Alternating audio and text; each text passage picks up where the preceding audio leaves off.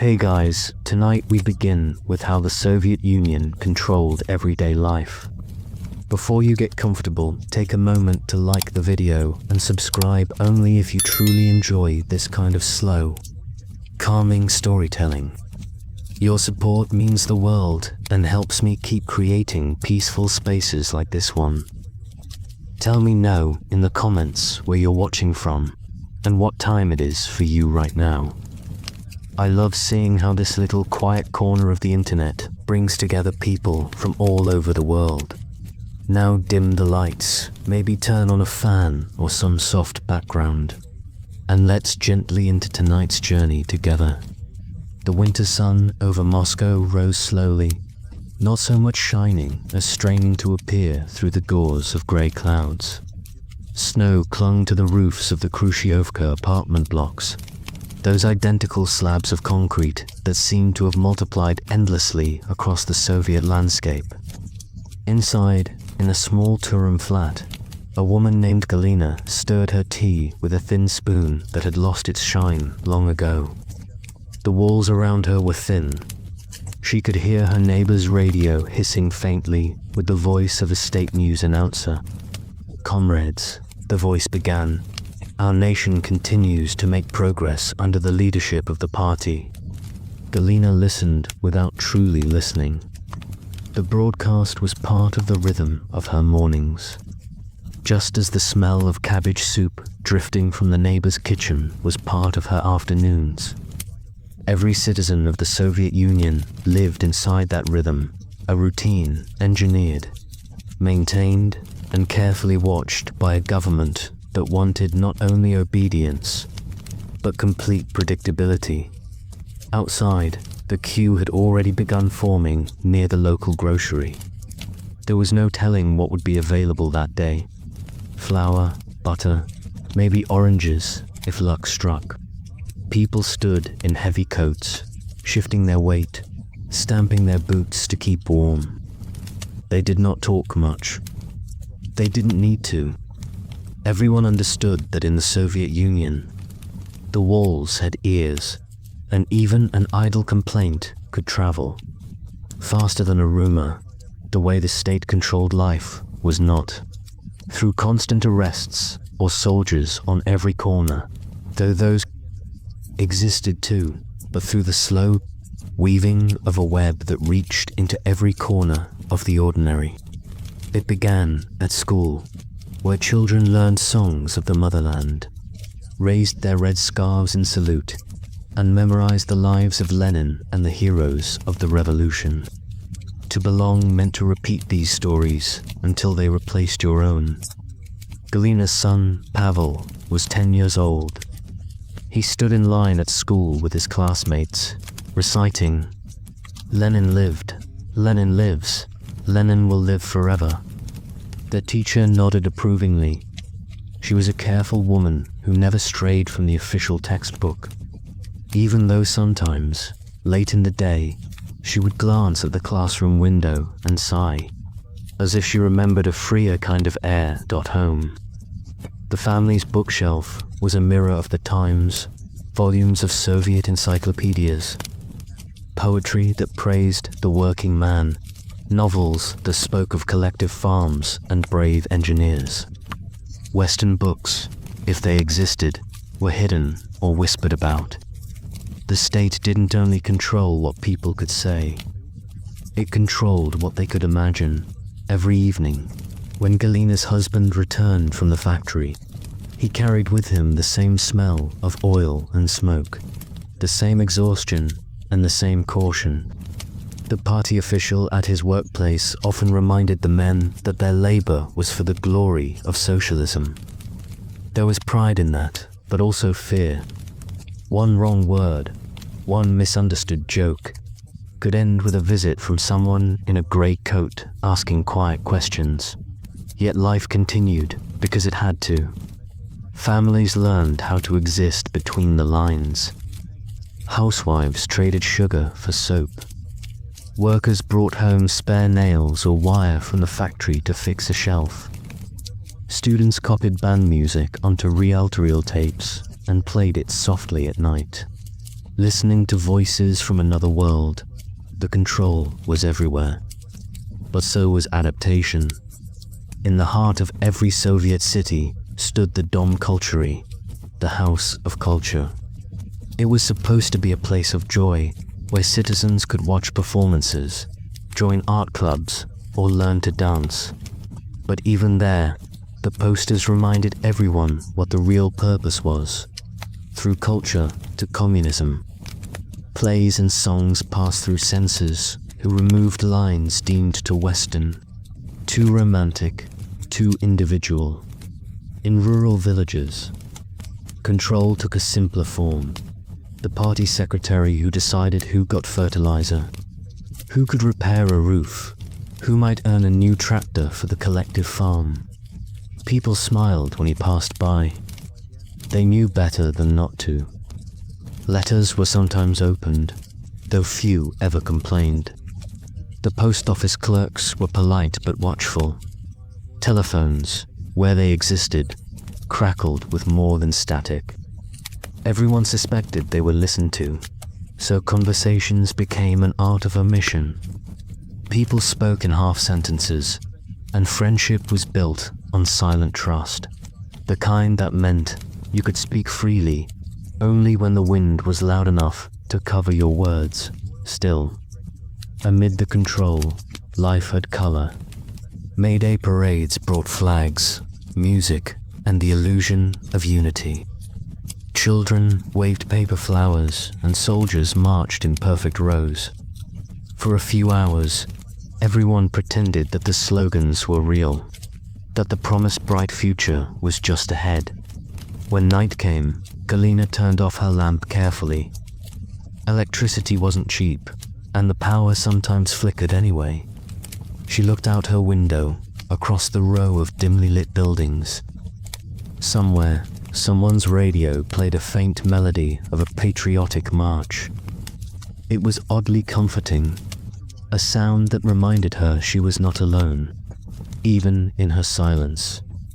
What the Soviet system achieved was not only political power, but emotional choreography.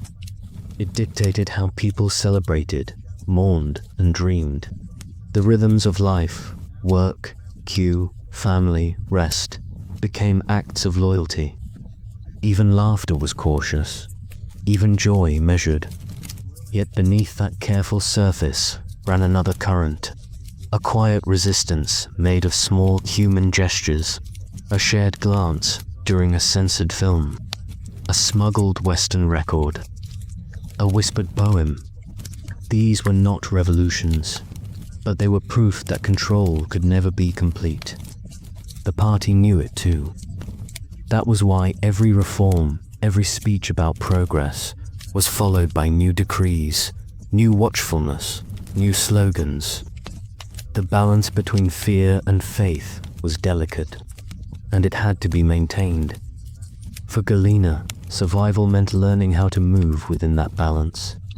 She could nod at the right slogans, attend the parades, praise the leader, and still, quietly, remember the world inside her that belonged to no system. As the years passed, this dance between obedience and endurance became the heartbeat of the Soviet people. Control was constant, but so was the will to live, love, and hope beneath it. The rhythm of Soviet life was a pattern of sameness, yet within that sameness lay the quiet hum of control. Every sound, every movement, every decision carried traces of the system that shaped it. In the early mornings, long before the first rays of the sun touched the streets of Leningrad or Novosibirsk, the clatter of metal buckets echoed through communal hallways as people fetched water or prepared for work. In the communal apartments, the communalki walls were not barriers, only polite suggestions of privacy. Families shared kitchens, bathrooms, sometimes even cupboards. The smell of boiled potatoes, stewed cabbage, and kerosene lamps mingled into a scent that could have belonged to any home in the Soviet Union. Each family had its shelf, its pan, its marked space. One misplaced spoon could spark an argument that lasted for weeks. Yet, for all the irritation, people adapted. They had to dot control, and the Soviet Union wasn't only political, it was architectural. Every wall, every identical apartment block, every planned street was designed with a purpose: to house, to equalize, to remind. The cityscapes themselves spoke a language of authority: square buildings, wide avenues for parades, public parks where statues of Lenin or workers with hammers stood frozen in idealized motion. Even beauty had to follow rules. Children walked to school under those statues, their satchels bouncing against wall coats, their breath forming clouds in the cold air. Their textbooks told them the story of progress, that they were part of a grand experiment unlike anything the world had ever seen. They learned of imperial oppressors, greedy capitalists, and heroic comrades who had overcome hunger and war to build socialism. The message was simple: the world outside was dangerous and unjust, but here, in the Soviet Union, they were safe. Teachers taught with care, but also with fear. They knew that children could repeat words at home, and that words could reach the ears of the wrong person. A misinterpreted lesson could cost a job, or worse. So lessons stayed within the borders of the approved narrative. The walls of every classroom carried portraits, Lenin's thoughtful gaze, Marx's beard, the red flag fluttering above smiling workers. History became less about remembering and more about belonging. At the workplace, control took a different shape. Every factory, every collective farm, every office had a party representative. His job was not only to ensure production, but to monitor morale. Meetings were frequent and ritualized. Speeches, applause, pledges of loyalty, and the reading of the latest party directives. It was easy to forget what was genuine and what was performance. Most people didn't bother to separate the two. When shortages came, and they always came, the government reassured the people that it was temporary, that Western powers were to blame, that patience was patriotic, and people believed, not because they were naive, but because belief was easier than despair. There was dignity in endurance. Standing in a queue for hours to buy bread was not only necessity, it was proof of resilience. In small towns, life moved slower. The coco's collective farms followed the rhythm of the seasons. The barns were cold in winter, the fields dry in summer. Workers rose before dawn, their boots heavy with mud, their hands rough from labor. They were told they were feeding the nation, building socialism from the soil. Yet the rewards were few. Their pay came partly in rubles, partly in grain, and partly in words of praise from party officials who rarely visited twice. In the evenings, families gathered around radios. The programs were carefully curated: patriotic songs, folk tales, news of Soviet achievements. The deep, calm voices of the announcers spoke of success: new factories opening, record harvests, scientific breakthroughs, space exploration. These were not lies exactly, but selective truths, polished until they gleamed with optimism. Yet behind the glow of progress were the cracks. The black markets whispered in alleys, where cigarettes from the West or nylon stockings could be traded for vodka, meat, or a favor. People found ways to soften the edges of control. A little music, a bottle shared among friends, a laugh that escaped too loudly. These were quiet rebellions. Propaganda filled the spaces between life. Posters shouted slogans on every wall: glory to the workers, 5-year plan to victory, the party is our strength. The images were always bright red flags, shining factories, smiling mothers, heroic miners. They promised a world that existed in colors brighter than real life. Even in places where the paint peeled and snow gathered in broken windows, the posters stayed fresh. Reminders of what people were supposed to feel. Censorship guarded thought itself. Newspapers published what was safe. Books passed through layers of approval. Western literature, if found, was often confiscated or read in secret. Music, too, was watched. Jazz and rock were seen as dangerous symbols of foreign decadence. But in the quiet corners of dormitories, young people found ways to copy forbidden tunes onto homemade tapes. The melodies traveled from friend to friend, whispering of something beyond the Iron Curtain. Control seeped into art, into science, into love. A poet could be censored for using a wrong metaphor. A scientist punished for questioning an official theory. A lover betrayed by a letter intercepted in the mail. But people learned how to survive the silence. They spoke through symbols, through irony, through the spaces between words. It was an art form, the art of saying everything without saying anything at all. Even leisure was organized.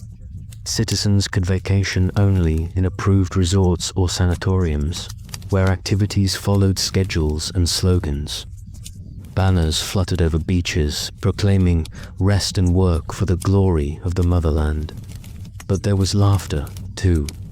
Children built sandcastles, women chatted under parasols, men played chess on concrete tables. Control could direct the body, but it could never fully command the soul. Inside every apartment hung the portrait of the leader. Stalin in the earlier years, later Khrushchev, then Brezhnev with his heavy eyebrows and medals. It wasn't required by law to hang their images, but it was expected. To have none could raise questions. So the portraits stayed, their faces watching silently over dinners and conversations. And yet, beneath the watchful eyes of the state, there was tenderness. People fell in love, celebrated birthdays, wrote poetry, raised children who giggled and dreamed. They found meaning in the small things. A loaf of bread baked well, a warm scarf knitted by hand, a song sung softly when no one was listening, for all its control. The Soviet system could never extinguish the quiet, stubborn humanity of its people. That was its paradox, a government that wanted to shape every heartbeat, but was always slightly out of reach of the human heart. When snow fell over Moscow, muffling the city's edges, it brought a strange peace. The noises of factories dimmed, the chatter of crowds softened. In those moments, walking home from work or standing by a frosted window, people could imagine just for a breath that they belonged to something beyond slogans and surveillance. Then, the next morning, the routine began again. The state reasserted itself through broadcasts, posters, speeches. The system reminded everyone that it was still there, vast, unblinking, inevitable. But life, as it always does, continued to unfold in quiet defiance, one act of survival at a time. In the Soviet Union, control began early, long before a person could even understand what control meant. Childhood itself was a carefully sculpted experience. From the moment a child entered school, their world became a stage for loyalty. They were taught to love the motherland as one might love a parent, fiercely, unconditionally. Without question, every classroom had the same rhythm. The ringing of a bell, the scrape of chairs, the recitation of slogans. The children stood in unison, their young voices echoing as they declared allegiance to the ideals of Lenin and the party. Bright red scarves were tied neatly around their necks, marking them as members of the young pioneers. To them, it felt like an honor. To the state, it was the first thread in a lifelong weave of obedience. At home, mothers ironed those scarves with care. Fathers reminded their sons to respect their teachers and never to speak against the government. These were not acts of fear as much as they were acts of survival. Everyone had learned, either directly or through whispers, that safety depended on silence. The walls in Soviet homes were thin, not just in a physical sense, but in a political one. Words spoken carelessly could seep through cracks and reach the wrong ears. Even games reflected ideology. Children played pretend as factory workers, soldiers, nurses for the motherland. The stories they made up mirrored the ones they were told. Heroes defeating enemies, comrades helping comrades, the triumph of unity. It was innocence wrapped in propaganda. The idea of the collective was sacred. Individual ambition was not praised. It was suspect. A child who stood out too much, who asked too many questions, could be quietly labeled as uncooperative, and so, children learned to blend in, to be excellent without being visible, obedient without appearing forced. This careful balancing act became second nature to generations. As these children grew older, the lessons deepened. In high school, classes in Marxism-Leninism replaced fairy tales. History was rewritten to align with ideology. Heroes and villains were rearranged according to what best served the party's message that year. Maps of the world displayed nations not as distant lands, but as pieces in a political puzzle of struggle, capitalism versus socialism, exploitation versus liberation. For many young Soviets, university or military service followed. There, the same control wore a new face: duty. Duty to the people, to progress, to the cause. Questioning was seen not as curiosity, but as dissent. Professors quoted Lenin like scripture. Students who parroted his words fluently were rewarded. Those who hesitated learned that grades were not the only things that could suffer. Even science served ideology. Discoveries were filtered through political interpretation. Genetics, psychology, even astronomy had to align with Marxist principles. A wrong theory could be branded as bourgeois pseudoscience. Yet, ironically, Soviet scientists achieved astonishing progress, despite the restrictions, launching satellites, curing diseases, building massive dams and reactors. Their brilliance survived under the weight of ideology, bending but not breaking. At work, the control was subtler but constant.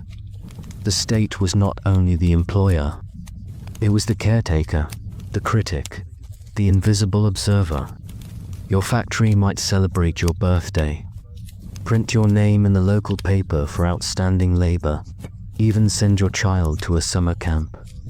But behind every gift was expectation, the understanding that loyalty was the price of comfort.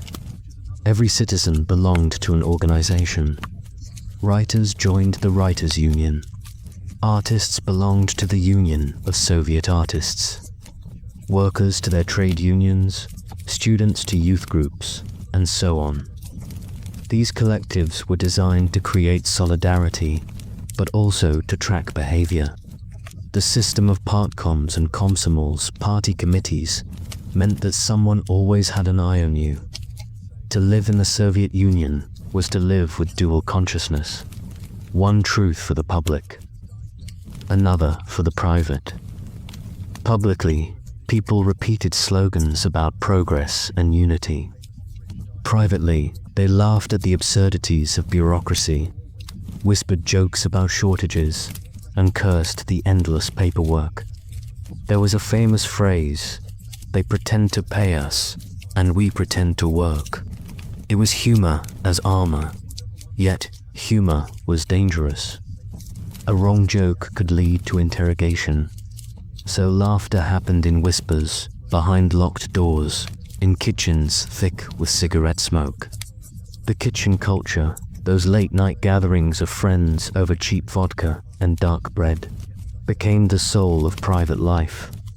There, people spoke freely, traded forbidden ideas, shared banned literature. In a strange way, these small acts of honesty were more powerful than open rebellion.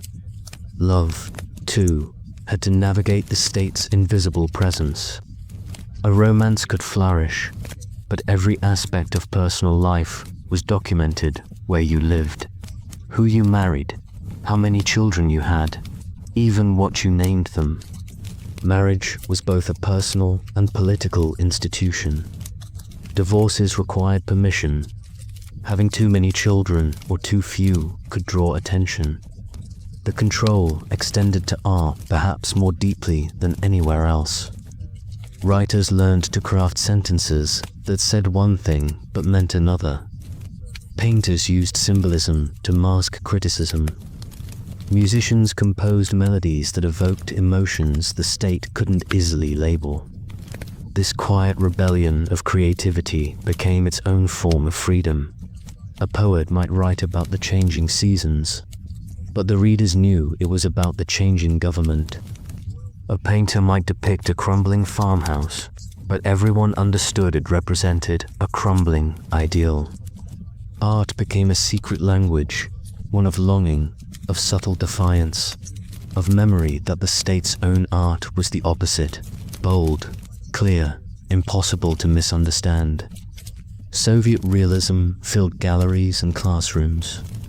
Paintings of muscular farmers, radiant mothers, and powerful soldiers all told one story, that the future was bright, the party infallible, and the people united. There was no room for doubt in those brushstrokes. Cinema became another tool of persuasion. Films celebrated industrial success, condemned Western corruption, and glorified sacrifice for the greater good. Yet, even within those films, directors found ways to slip in humanity, a quiet moment between characters, a lingering shot of a worker's tired eyes. The audience saw what they were meant to see and what they weren't. Religion, too, faced control. Churches were closed, icons removed, priests arrested. The new faith was socialism, and the party its clergy. But old beliefs never truly vanished. In rural villages, candles still flickered before secret altars. Old women whispered prayers under their breath while pretending to recite political slogans. Faith survived in the smallest corners of the heart, where no state could reach. Censorship reached into every home through the radio and the press. Every word was filtered before it reached the public. Foreign stations were jammed. Listening to the BBC or Voice of America could lead to suspicion. Yet, people found ways. They wrapped their radios in blankets to muffle the sound, tuning the dials slowly until a faint English voice came through the static. That thin thread of forbidden truth was a lifeline, proof that the world beyond still existed.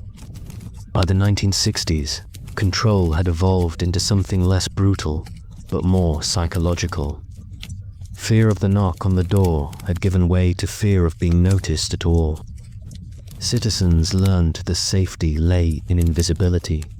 Keep your head down, meet your quotas, attend your meetings, and the system would leave you alone. The greatest punishment was to be remembered for the wrong reasons. And yet, beneath it all, there was pride. A quiet, complex pride, not in the government, but in endurance. Despite shortages, despite propaganda, despite the contradictions, people lived full lives. They celebrated weddings, mourned losses, dreamed of doches by the lake. They found beauty in snowfall, in poetry, in friendship. The Soviet state controlled almost everything, except the human capacity to find meaning. That was the paradox at the core of it all. the more the system tried to mold its citizens. The more those citizens found subtle ways to remain themselves in every generation. There were people who remembered how to dream, not of revolution, but of simple freedom. A walk in the park without slogans. A song sung just because it was beautiful. A book read not for ideology, but for love of words. That dream endured quietly, like a candle behind frosted glass, waiting for a time when it could burn openly again. By the time evening settled across the Soviet Union, and the day's work ended with the rhythmic hum of factory sirens, another kind of control emerged, one that was quieter, subtler, and far more personal. It began with the simple act of standing in line. Every Soviet citizen, at one point or another, became intimate with the queue. It was not merely a line, it was a way of life. Outside shops and bakeries, in front of butcher counters and markets, lines formed before dawn. Some were for bread, others for meat or butter. Nobody knew exactly when a new shipment would arrive, but everyone knew that if you weren't early, you'd go home empty-handed. Women stood in heavy coats, scarves wrapped tightly against the wind, clutching their ration cards. Men joined them after their shifts, their faces weary from hours of labor. Sometimes, people didn't even know what they were waiting for. If a crowd gathered, others joined automatically, because a crowd meant something was available. They have oranges. Someone might whisper, and within minutes, a dozen more bodies would appear. This everyday ritual was its own form of submission. People learned patience, resignation, endurance. In a system that promised equality, scarcity became the great equalizer. Everyone, from factory workers to university professors, had to wait. The difference was that some new people, and those connections, whispered quietly over kitchen tables, could make the difference between a feast and an empty plate. Food was perhaps the clearest mirror of Soviet control. On the surface, the idea was noble, to ensure every citizen had enough. But the reality was harsh. Central planning dictated how much food each city received, what farmers produced, and what factories processed. Inefficiency was constant. Trains were late, harvests failed, and store shelves often displayed nothing but jars of pickles and stale bread in the countryside. Families fared slightly better.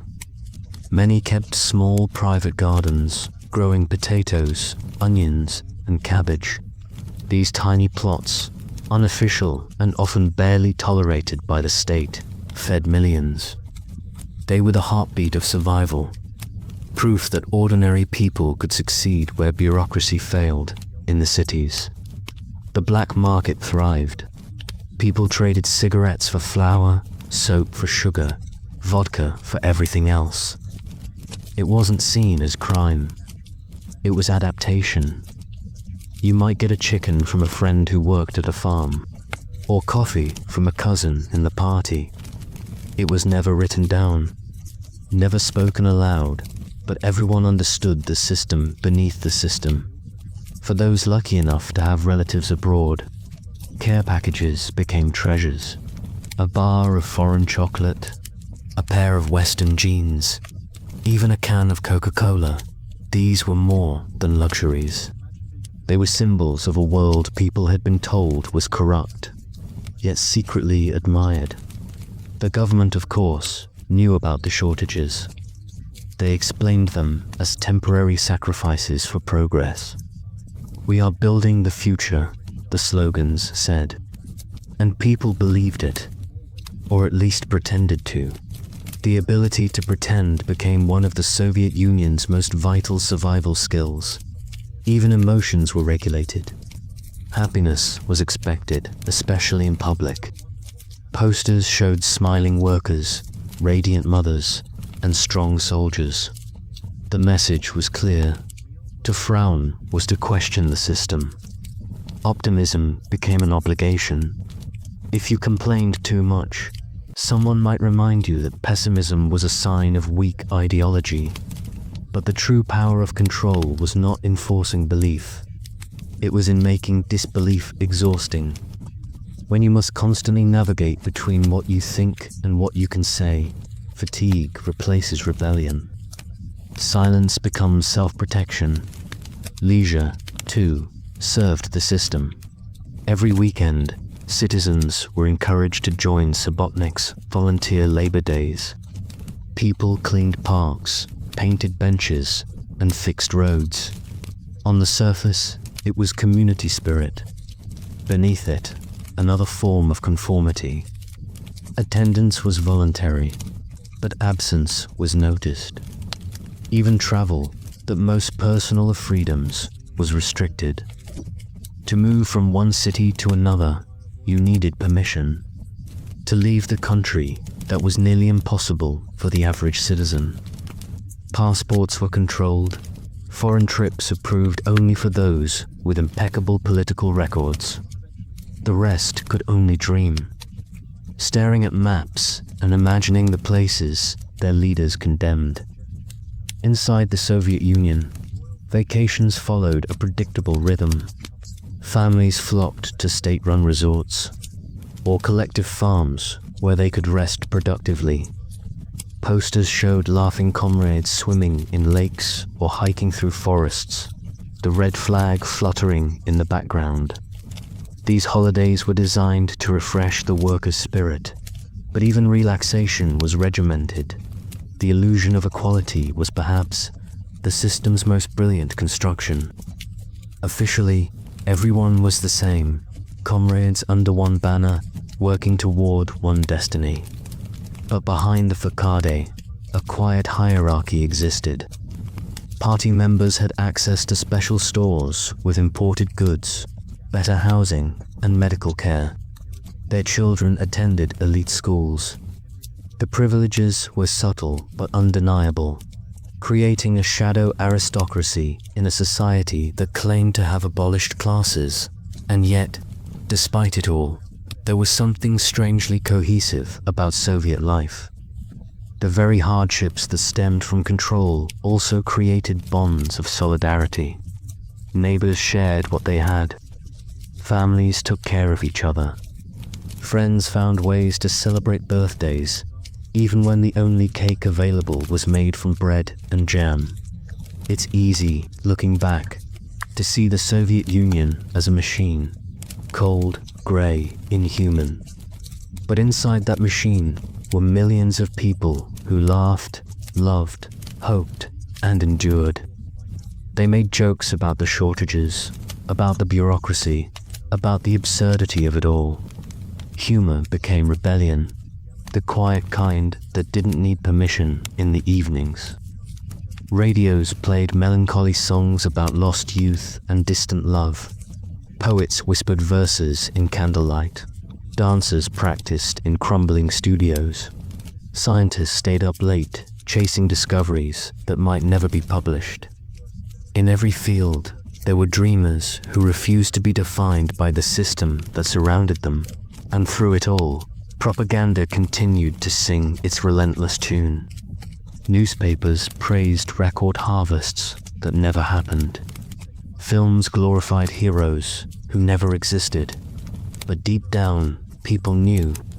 They nodded at the news, clapped at speeches, and went home to tell their children the truth in hushed voices. This was the essence of Soviet life, not total belief, nor total defiance, but an endless negotiation between the two. You learned when to nod, when to stay silent, and when to speak. You learned that freedom, if it existed at all, had to be carved out in the smallest of spaces, in a conversation, in a song, in the privacy of thought, and perhaps that was the state's greatest failure. It could control behavior, but not imagination. The human mind, once awakened, could not be fully contained. By the late 1970s, the cracks were beginning to show. Empty promises, aging leaders, growing disillusionment, all combined into a quiet, restless fatigue. People no longer believed in utopia. They simply wanted a normal life, food on the table, truth in the papers, dignity in their work. Control could suppress rebellion for decades, but not forever. Like a frozen river under the weight of winter, the Soviet system looked solid, until one day it began to thaw. By the dawn of the Cold War, the Soviet Union had perfected the art of control, not only through scarcity and surveillance, but through the careful construction of belief. It was no longer enough for citizens to obey. They had to feel loyal, to internalize the rhythms of devotion. Every poster, every speech, every school lesson worked toward the same goal, shaping the mind of the ideal Soviet citizen from the earliest years of childhood. The message was clear. You were not merely an individual. You were part of something vast, something historic, something that demanded your loyalty, the collective. A child's earliest lessons were filled with tales of brave workers, fearless soldiers, and selfless martyrs. At school, children sang songs about Lenin, wrote essays about Stalin, and recited oaths pledging their hearts to the party. The system understood something powerful. If you could shape imagination, you didn't need to use chains. Teachers became subtle enforcers of ideology. They weren't merely teaching arithmetic or grammar, they were teaching the rhythm of obedience. Every subject carried the imprint of propaganda. Math problems spoke of factory output. History books began and ended with the glory of the revolution. Literature celebrated the laboring man and the purity of collective life. Yet for all the loud declarations of progress, a quiet fear underpinned daily existence. The Soviet citizen learned early to read between the lines, to sense danger where none was spoken. There were no open debates, no public dissent, but there were whispers, silences, glances exchanged in kitchens where the samovar hissed softly and curtains were drawn tight. The fear of being reported was constant. A careless remark could destroy a life. A neighbor's loyalty, once a comfort, became a source of anxiety. People learned to guard their words even among friends, because informants were everywhere, not monsters in the shadows, but ordinary citizens doing what they thought was right, or what they thought they had to do. This atmosphere of suspicion was not accidental. It was cultivated. The state created it, nourished it, and used it to keep the population self. When everyone fears everyone else, rebellion becomes impossible. The perfect prison is not made of walls, but of minds. In the workplace, politics followed the worker like a shadow. Every factory, office, and collective farm had a party representative whose job was not only to supervise production, but to monitor morale. Meetings were frequent. Speeches were long. The slogans "Work for the glory of socialism," "Forward to victory through labor," echoed endlessly until they became background noise.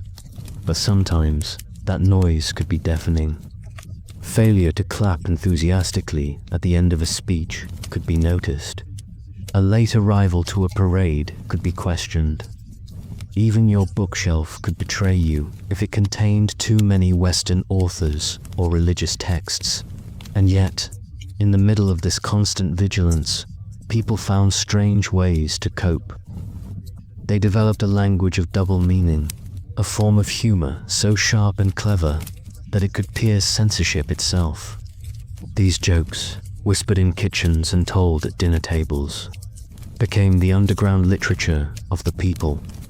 What's the difference between the Soviet Union and the desert? One popular joke went, In the desert, you can build something. Laughter was survival. It reminded people that they were still capable of seeing truth. Beneath the fog of propaganda, the control extended to culture as well. The arts, once a realm of imagination, became another front of ideological warfare. Writers, painters, musicians, all were expected to serve the state. The official artistic style, socialist realism, required that every work glorify labor, depict optimism, and celebrate the collective. Art was no longer a mirror of life, but a tool of instruction. Painters could not depict despair. Writers could not explore ambiguity. Musicians could not compose dissonance. Every melody, every brushstroke, every sentence had to conform. Anything else was labeled formalist, bourgeois, or anti-Soviet.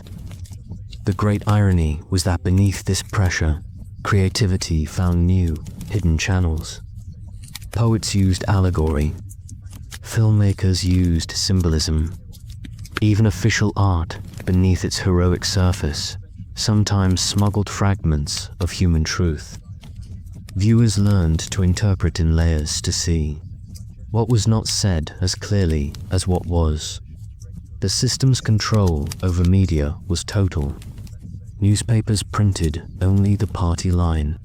Radio and television broadcast endless reports of triumph, record harvests, technological achievements, workers exceeding their quotas.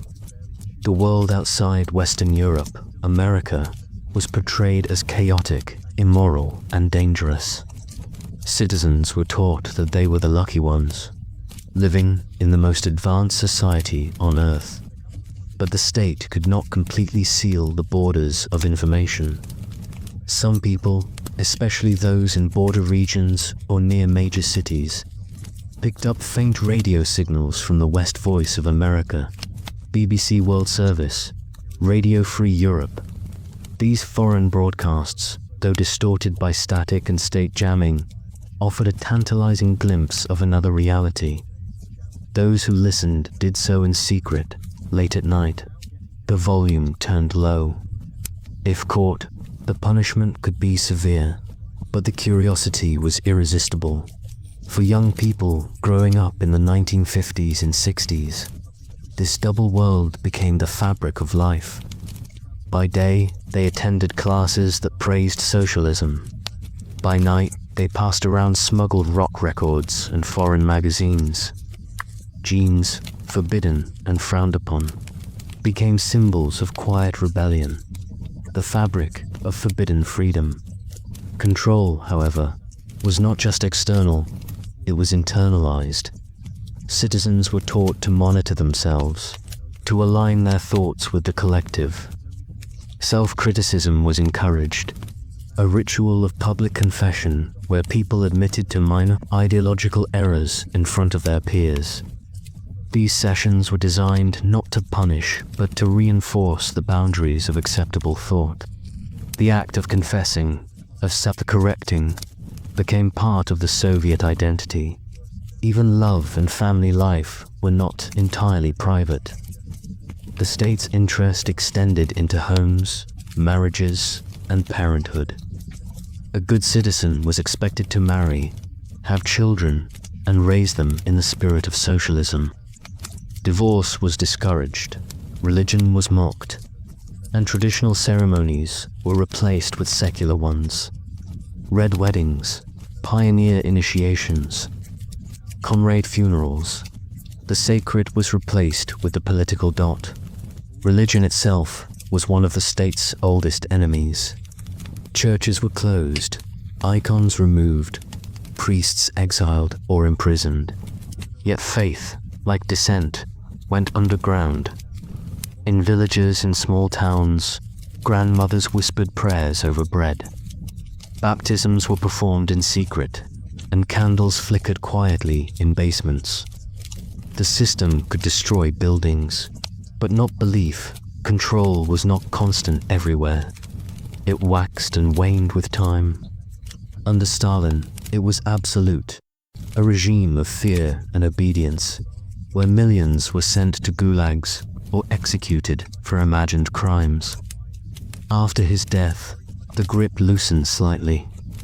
Under Khrushchev, there was a brief thaw. Books were published, films made, and a cautious sense of openness emerged. But the fear never disappeared completely. It merely retreated beneath the surface, ready to return. Every citizen learned to balance two selves, the public and the private. Publicly, you were loyal, optimistic, and disciplined. Privately, you were weary, skeptical, and quietly human. The ability to live in two realities at once became a kind of survival instinct. In the Soviet Union, truth itself became elastic. It could stretch, twist, and reshape according to the needs of the moment. History was rewritten. Photographs were edited. Figures who had fallen out of favor were literally erased from pictures and textbooks. Children grew up never knowing what had truly happened, only what they were told. And yet, amid the falsity, real pride existed too. Many genuinely believed in the system, not out of fear, but hope. The memory of war, of victory over Nazi Germany, gave the Soviet Union a sense of destiny. People wanted to believe that the sacrifices had meaning, that their hardship was building something better. That was the paradox of Soviet control. It relied not only on oppression, but on faith. A faith in the collective, in the party, in the dream of a perfect society. And as long as that faith flickered, even faintly, the system endured. Still, beneath the surface, cracks began to form. Writers like Solzhenitsyn began to publish works that exposed the gulags. Intellectuals gathered in small circles to discuss forbidden philosophy. Musicians experimented with new sounds. Filmmakers hinted at forbidden truths. It was subtle, cautious, but unmistakable, the quiet stirring of awakening minds. For now, though the machinery of control continued to hum, efficient and unrelenting. Every newspaper, every classroom, every factory loudspeaker echoed the same refrain.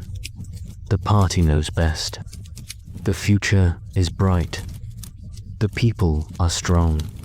And in kitchens across the vast Soviet Union, where steam rose from cups of tea and the walls absorbed whispers, millions of citizens smiled faintly and thought to themselves, perhaps one day it will be true. By the mid-20th century, the Soviet Union had become not just a state, but an entire way of thinking. Every clock ticked to its rhythm. Every citizen breathed its logic. Yet for those living under its vast machinery, survival meant mastering an unspoken skill, the art of living between truths. The surface of life gleamed with slogans, parades, and speeches. But beneath it ran the quiet pulse of human endurance. In the apartment blocks that dotted Moscow, Leningrad, and Kyiv, life unfolded in the tight quarters of the Kommunalka communal apartments that turned privacy into a memory. Entire families shared a single room while the kitchen, corridor, and bathroom were shared by all. In some apartments, 20 or more people lived together, each guarding a small section of shelf space and a fragile sense of dignity. Here, the state's reach was intimate. Neighbors knew each other's schedules, habits, and whispers. The walls were thin, the gossip thick. Arguments over cooking oil or washing times could spiral into She said something against the party, someone might murmur, and suddenly a family disappeared overnight. Yet strangely, these cramped spaces also became the beating heart of Soviet resilience.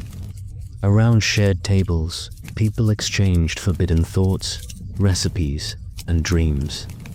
Children grew up learning to navigate these invisible borders of trust and fear.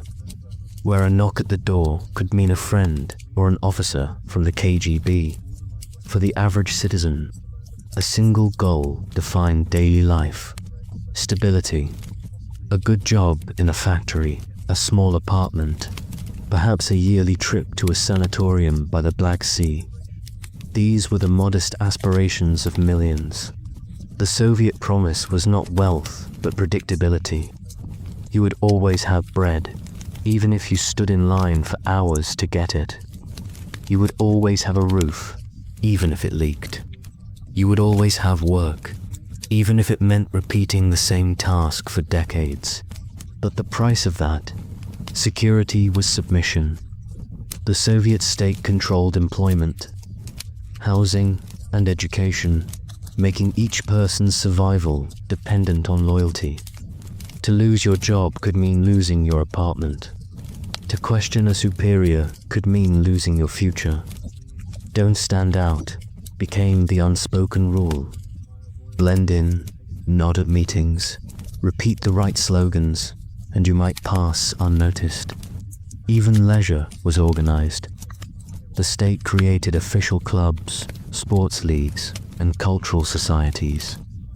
Weekends were filled with voluntary labor, painting schools, planting trees, cleaning public squares. These were presented as acts of civic pride, but served another purpose: keeping citizens busy, always within sight of authority, never alone long enough to think dangerous thoughts. Radio and film offered their own carefully curated vision of joy. The news spoke of victories, record harvests, new hydroelectric dams, athletes breaking world records.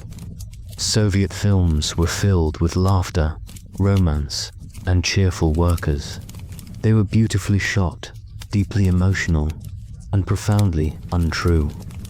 But in the dark of the cinema, audiences played along, laughing, applauding, escaping for a moment into the glowing screen. It was easier to believe in happiness when everyone pretended it was real. Children absorbed this world as naturally as air. They joined the young pioneers, the Soviet version of scouts, wearing red neckerchiefs and singing songs about the motherland. Every ceremony, from birthdays to school assemblies, became a rehearsal for collective devotion. They learned to salute the flag, praise the party, and report suspicious behavior, even if it meant their own parents. The idea of childhood innocence was reshaped. To be a good child meant to be loyal first and loving second. Teachers told stories of heroic boys who had turned in traitors, unaware that the traitors were their own families. These tales were meant to inspire, but for many children, they created a lifelong tension between love and duty, truth and survival. Religion, once the moral anchor of Russian life, had been almost entirely replaced by the party, where icons once hung. Portraits of Lenin now watched from the walls. Churches became warehouses, museums of atheism or crumbling ruins. Faith survived quietly in grandmother's whispers, in secret crosses hidden under shirts, in the simple act of lighting a candle on Christmas Eve, though it was no longer called Christmas, but New Year's Tree Day. In this world of enforced normalcy, emotional expression itself became dangerous. To cry in public was weakness. To express anger was rebellion. To show too much joy was suspicion. People learned the art of the Soviet face, calm, controlled, unreadable. It was a kind of armor, forged through decades of fear. Yet inside, the human heart resisted. Couples fell in love. Friends found loyalty. Laughter slipped through cracks in the grey facade. Weddings took place with vodka and music, even if the state called them collective celebrations. Children played in courtyards, chasing stray dogs and skipping rope between laundry lines. In these small, unguarded moments, Life felt almost normal, and that normalcy became its own quiet rebellion. The black market, or blatt, became another way people fought back against the system. Officially, money meant little in the Soviet Union, but favors meant everything. If you needed a refrigerator, a doctor's appointment, or a train ticket, you didn't go through the proper channels. You went through someone who knew someone. Connections were the currency of survival. A man who worked in a grocery warehouse could trade sausage for cigarettes. A woman in an office might borrow extra paper or soap. It wasn't theft. It was adaptation. Everyone, from the poorest worker to the party elite, participated in this quiet economy of mutual need. And then there was the queue, the defining symbol of Soviet daily life. Long lines snaked outside stores at dawn, sometimes without anyone knowing what was being sold. People joined simply because a line meant something was available. Conversations bloomed in these queues, gossip, jokes, rumors of Western goods. The wait could last hours, even days, but it was also a form of community. There was a strange equality in scarcity. Everyone, rich or poor, stood in line for butter. The state did not simply tolerate this shortage, it depended on it. Scarcity made people easier to manage. When citizens spent their energy finding food, fixing shoes, and trading favors, they had little left for politics. Propaganda posters loomed everywhere, bright, heroic images of farmers and workers smiling under red banners. The motherland calls, forward to victory. They decorated factories, schools, and apartment stairwells. To the Western eye, they looked absurdly idealized, but for those living within the system, they were part of the background, like wallpaper. And yet, those posters told a story, not of lies, but of longing. The smiling workers, the strong women, the heroic soldiers, they represented what people wanted to believe, that life had meaning, that sacrifice was noble, that the future was bright. Even music, strictly monitored by censors, carried double meanings. Folk songs mourned lost love and fading hope, while state-approved anthems rang with hollow triumph. But somewhere between the lines of every melody was the same quiet yearning to feel free in the evenings. After long days in factories or offices, families gathered around radios. The air smelled of boiled potatoes and coal smoke. A newsreader's voice recited the achievements of socialism, but minds drifted elsewhere. Some imagined what life was like beyond the Iron Curtain. Others dreamed simply of peace, of enough food, of a future where one could speak without fear. And though the Cold War raged outside, within these small domestic worlds, life persisted in all its ordinary beauty. A father fixing a leaky tap, a mother sewing a child's coat, friends toasting a birthday with homemade vodka. Beneath the crushing weight of ideology, humanity endured, fragile but unbroken. Still, there were reminders everywhere that the system was always watching. The workplace was filled with collective discussions, where co-workers were expected to criticize one another. Factories had political supervisors who reported not only on productivity, but on ideological health. An overheard joke, a misplaced word, a question about policy, all could become evidence of disloyalty. Fear worked like oxygen, invisible, constant, necessary to survival. It was not loud or violent most days. It simply existed, woven into the structure of daily life. Those who truly believed in the system were its most effective guardians. They didn't need orders to enforce loyalty. They did it out of conviction. A teacher who reported a student for making a joke about the party believed she was protecting the revolution. a worker who denounced a friend for listening to Western jazz, told himself he was defending socialism. The machinery of control ran not on guns but on faith. Yet, by the 1970s, that faith began to fade. The younger generation, raised in the grey monotony of state promises, began to see through the cracks. They wore jeans, listened to smuggled Beatles records, and painted their rooms with colors brighter than Soviet architecture allowed. They weren't plotting revolutions. They were simply reclaiming their humanity. For the regime, this was far more dangerous than open rebellion.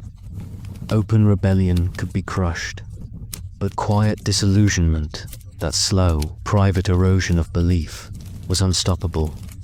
By the late Cold War, the Soviet Union was filled with contradictions. The streets were lined with propaganda proclaiming progress, but the shops were empty. The people praised socialism in public, but mocked it in private. The party still ruled absolutely, but its power no longer inspired fear, only fatigue. By the 1970s, the Soviet Union had perfected the illusion of normalcy. Its vast bureaucracy hummed along, producing reports, plans, and speeches that promised prosperity just around the corner. Posters showed radiant workers holding sheaves of wheat and scientists gazing into the future, while the real Soviet citizen queued for hours to buy bread, cabbage, or a rare orange.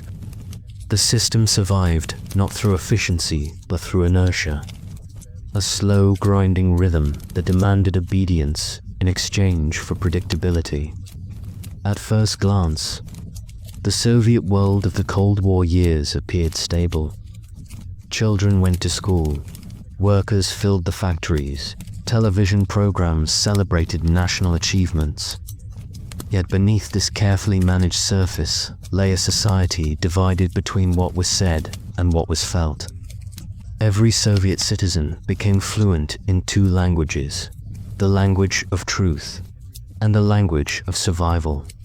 The public language was full of slogans: glory to the party, forward to communism, the 5-year plan will be fulfilled. These were spoken loudly in meetings, parades, and newspapers. But the private language spoken only among trusted friends or behind closed doors was filled with sighs, laughter, and irony. People joked about the shortages, mocked the bureaucrats, and shared absurd stories about daily life. Humor became both shield and weapon. Soviet jokes or anecdote were short, sharp, and dangerous. One went, "They pretend to pay us, and we pretend to work." Another, "What's the definition of a Soviet optimist? Someone who brings a spoon when he joins a queue." These small rebellions of laughter connected millions, quietly undermining the myth of total control. Even in fear, people found a way to speak. Control in the Soviet Union was never just about force. It was about shaping perception. Every form of media, radio, newspapers, literature, even fashion, was a tool of ideology. Writers were expected to produce works of socialist realism, depicting workers and peasants as heroes of progress. A novel about loneliness or despair could be banned for pessimism. Music was vetted to ensure it reflected the joy of socialist life. Even science was not immune. Genetic theories, psychological studies, and historical research all had to fit the party line. But censorship had an unintended effect. It made truth precious. The moment a band, poem, or song appeared, it spread like wildfire. Secretly copied and passed from hand to hand, these works became a lifeline for those yearning for honesty.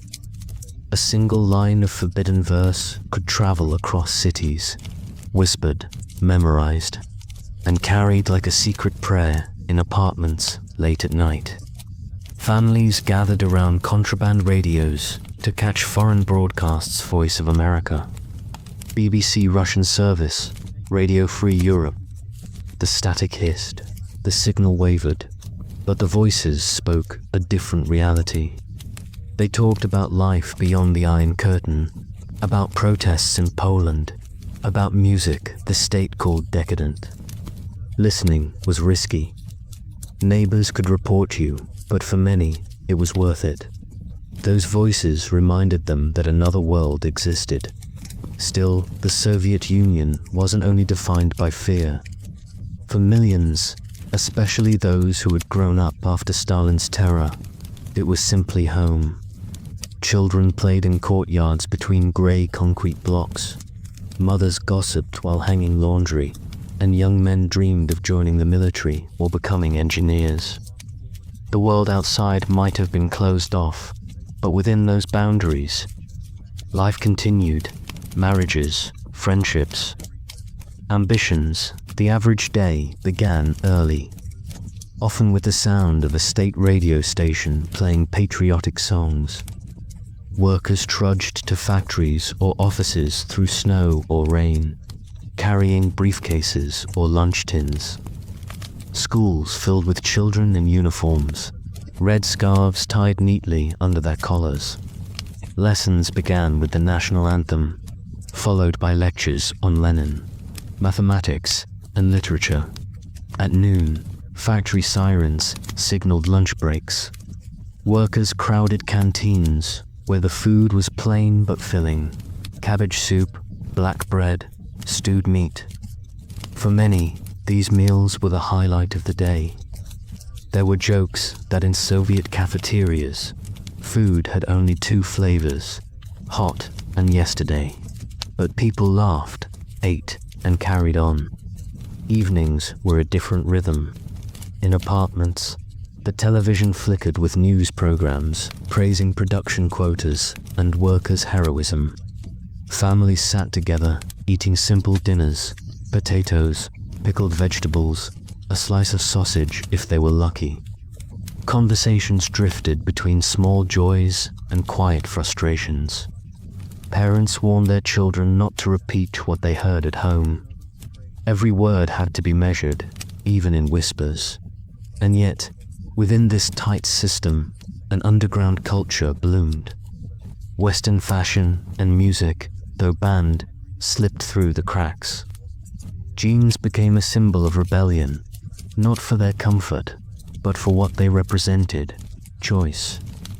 Young people traded cassettes of the Beatles, the Rolling Stones, and Pink Floyd, recorded over old Soviet tapes. They gathered in secret apartment concerts, where musicians played forbidden songs, and the crowd sat in silence. Absorbing every note, it wasn't politics that drew them. It was freedom. The black market thrived alongside the grey bureaucracy. If the state couldn't provide, people found their own ways. Housewives traded sugar for shoes. Engineers repaired televisions in exchange for meat. Doctors treated patients off the books for bottles of vodka. These informal exchanges, Blatt, created a second economy, one that was invisible but essential. Without it, Soviet life would have collapsed. But the most powerful form of control wasn't economic, it was psychological. The Soviet citizen was taught from childhood that the state was both protector and parent. To question it was not just dangerous, it was immoral. You live for the collective, teachers said. The state provides everything you need. Individual ambition was reframed as selfishness, private success as betrayal. The result was a strange mixture of pride and resignation. People took genuine pride in their country's achievements. The victory in World War II, the first man in space, the might of the Red Army, these were real triumphs. And they gave citizens a sense of belonging to something vast and powerful. But at the same time, the system crushed initiative. You could work hard, but you could never rise too far unless you were politically safe. Advancement depended on loyalty, not innovation. That loyalty extended to every corner of life. Marriage, for example, was both personal and political. Divorce was discouraged, large families were idealized, and motherhood was celebrated as a patriotic duty. A woman's labor is sacred, the slogans declared. Soviet women worked full-time, raised children, and managed households, often without help. They were expected to embody the perfect balance of strength and selflessness. Men, meanwhile, found identity in their labor. A factory worker could spend decades at the same machine, his pride rooted in endurance. To quit or complain was unthinkable. Work is life, posters proclaimed, and for many, it truly was. Alcohol became an escape valve. Vodka flowed at every celebration, every disappointment, every quiet evening. It was both comfort and curse. For many Soviet men, drinking was a way to survive the monotony, to feel something in a world where emotions had to be suppressed. The state alternately condemned and profited from it, selling cheap alcohol while running anti-drinking campaigns that everyone ignored. Religion had long been pushed underground, but faith endured. Old women crossed themselves discreetly when passing churches. Baptisms were performed secretly in homes. By the late 1970s, even the state began to tolerate religion, not out of kindness, but out of fatigue. It was impossible to extinguish the human need to believe in something beyond the party, and so Soviet life continued, a balance of fear and routine, repression and resilience. For some, it was bearable. For others, suffocating. But for all, it was inescapable. The party was everywhere, in schools, in songs, in dreams. Even love carried its shadow. Couples could not truly speak freely, for who knew what might be repeated, or by whom? Privacy had become a luxury no one could afford. Still, history shows that no system can control everything. Cracks began to appear, not in the walls of the Kremlin, but in the hearts of its people. The older generation still spoke of sacrifice, of building socialism for their grandchildren. But those grandchildren looked westward. They watched smuggled American films, wore imitation Levi's, and imagined a world where no one listened at the door. For them, ideology was just noise. They didn't want to destroy the system. They simply wanted to live beyond it. And that quiet desire, that whisper for a life unmeasured by slogans, would one day bring the entire structure to its knees.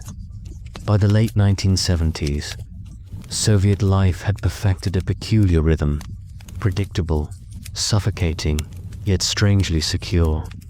The streets of Moscow, Leningrad, Kiev, and hundreds of other cities echoed with the same routine. The rumble of trams, the shuffle of queues, the hum of factories, and the endless voice of the state calm, paternal, and all-knowing. People had learned to live with it, the way one learns to live with winter. The cold was constant, but it was bearable if you knew how to move through it. Everywhere, signs of the party's presence lingered. A red banner in every classroom, Lenin's portrait in every office, loudspeakers that poured out news from dawn to dusk. Even in the home, the state was never truly absent. Television programs were carefully curated, parades, speeches, historical films about glorious victories.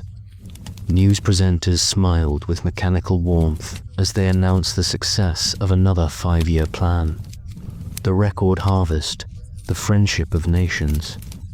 It was a theater of triumph, staged every evening, but behind closed doors, another world unfolded. The apartment, the Kommunorka, was the heart of Soviet life. Families shared cramped spaces divided by thin walls. their lives stitched together by necessity. Privacy was nearly impossible. One family might cook dinner, while another argued in the next room, while a third listened quietly through the shared wall. In these tight quarters, gossip spread faster than fire. Trust became a delicate thing, precious and dangerous. Children grew up, hearing two different versions of reality, the one taught at school and the one whispered at home.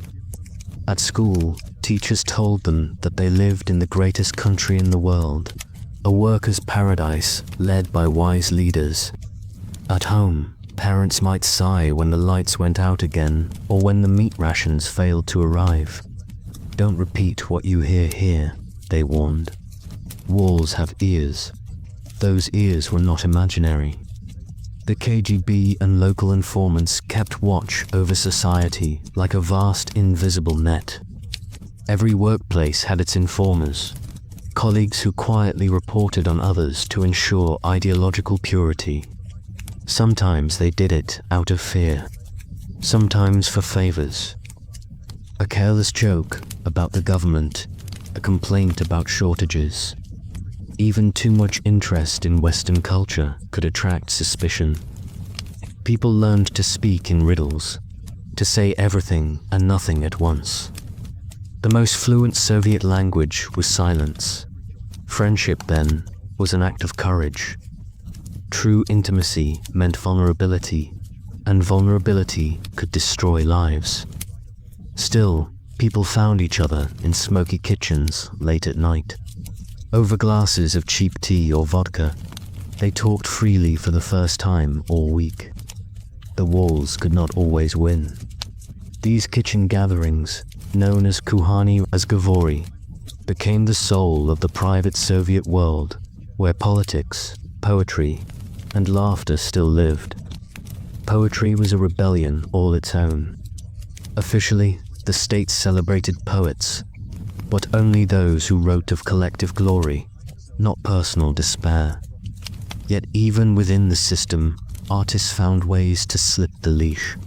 A single ambiguous line, a metaphor about dark clouds, could speak volumes to those who understood. Audiences listened closely, decoding the forbidden meanings between the words. When the poet Anna Akhmatova read her work in the post-Stalin years, people wept not only for her words, but for what they symbolized: the survival of truth. Poetry readings became acts of defiance, disguised as culture. The state could censor books, but it couldn't censor the heart's reaction to beauty. Art followed the same path, hidden, coded, and quietly resistant. Painters who refused to follow the rules of socialist realism were banished to obscurity, their works confined to basements. But art doesn't die in silence. Secret exhibitions, held in private apartments or abandoned warehouses, allowed these artists to show their work to small, trusted audiences. It was dangerous, but it reminded everyone that imagination still breathed beneath the grey surface. Music, too, became a subtle protest. Officially, Soviet composers were expected to glorify the collective grand symphonies about progress and peace. But in the shadows, a different sound grew. Banned Western rock filtered through smuggled records and home-recorded tapes. Soviet youth discovered guitars, rhythm, and rebellion. The samizdat music culture was born underground bands playing in living rooms, their lyrics laced with irony and yearning. The authorities tried to stamp it out. They raided concerts, confiscated tapes, called the music ideological sabotage, but it was too late. The songs had already taken root in people's hearts. They didn't just dance to the music, they believed in it.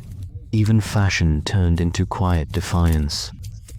Official Soviet clothing was functional, uniform, and joyless grey suits, shapeless dresses, sturdy shoes. But young people began to imitate Western styles, sewing tight jeans from black market denim, crafting leather jackets from old coats. To wear jeans wasn't just a fashion statement. It was a whisper of freedom. Every stitch said, "I am not what you think I am." Meanwhile, the party continued to celebrate itself. Propaganda films filled cinemas, chronicling the triumph of workers and the wisdom of leaders. May Day parades marched through city squares with perfect precision, banners flying, soldiers saluting, children smiling. On the surface, it was unity. Underneath, exhaustion. People attended because they had to. They waved flags because everyone else did. The choreography of loyalty had replaced belief. Still, the Soviet dream held power.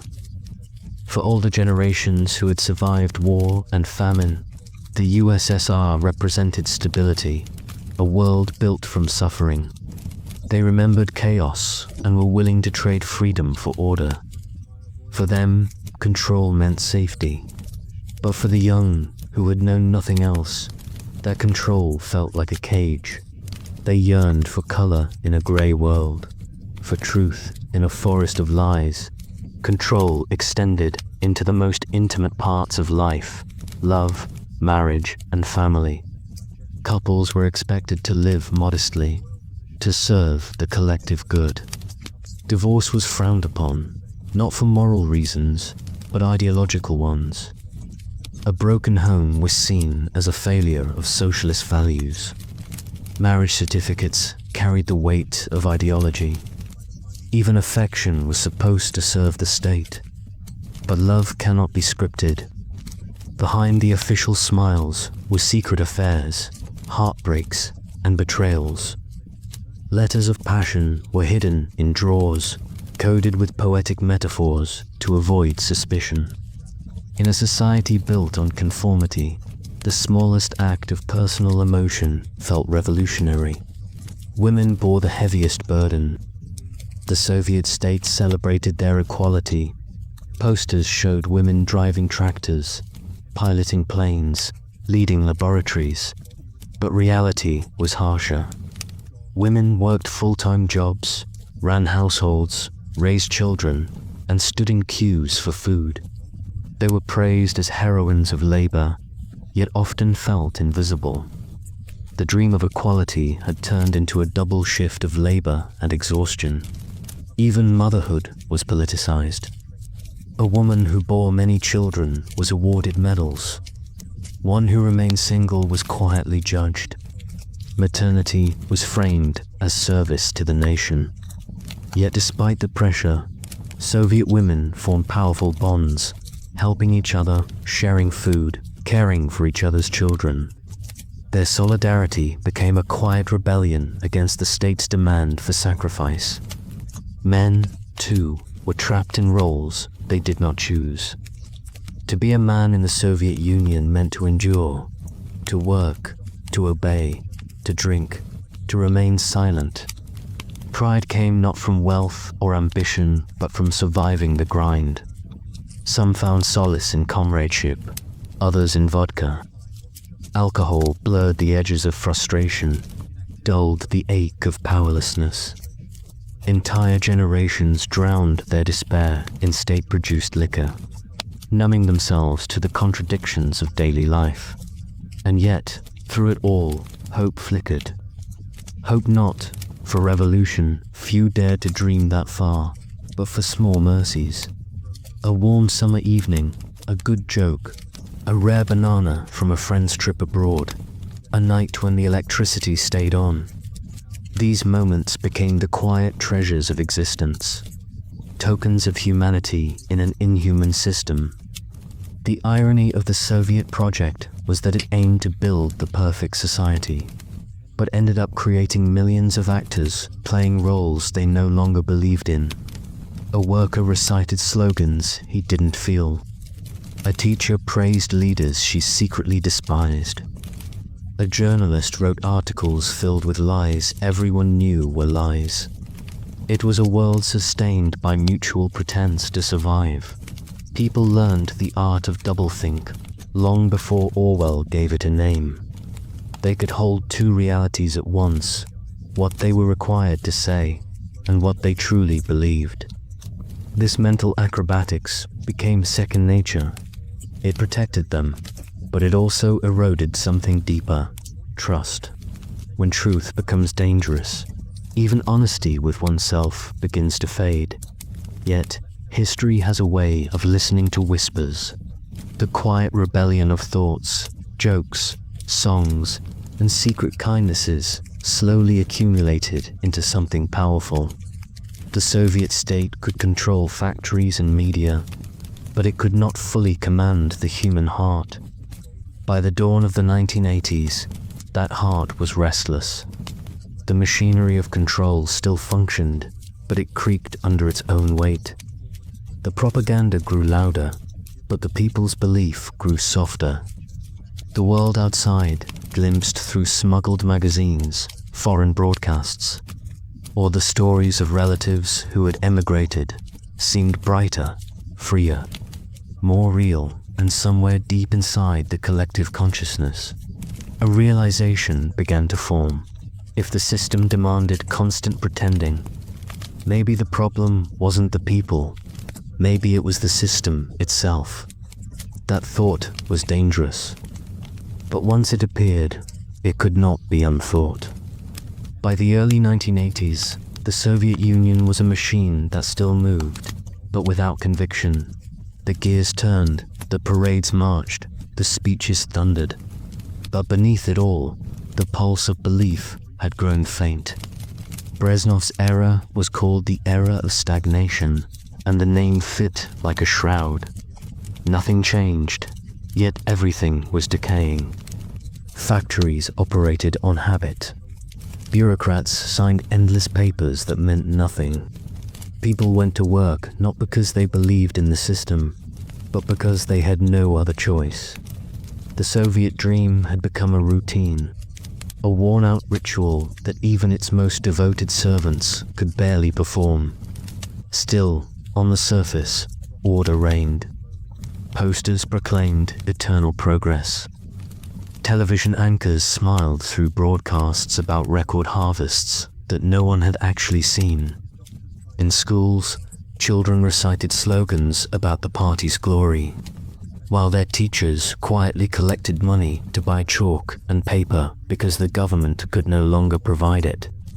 It was a theater of obedience, sustained by fatigue more than faith. Inside the cramped apartments and grey factories, people began to withdraw into their private worlds.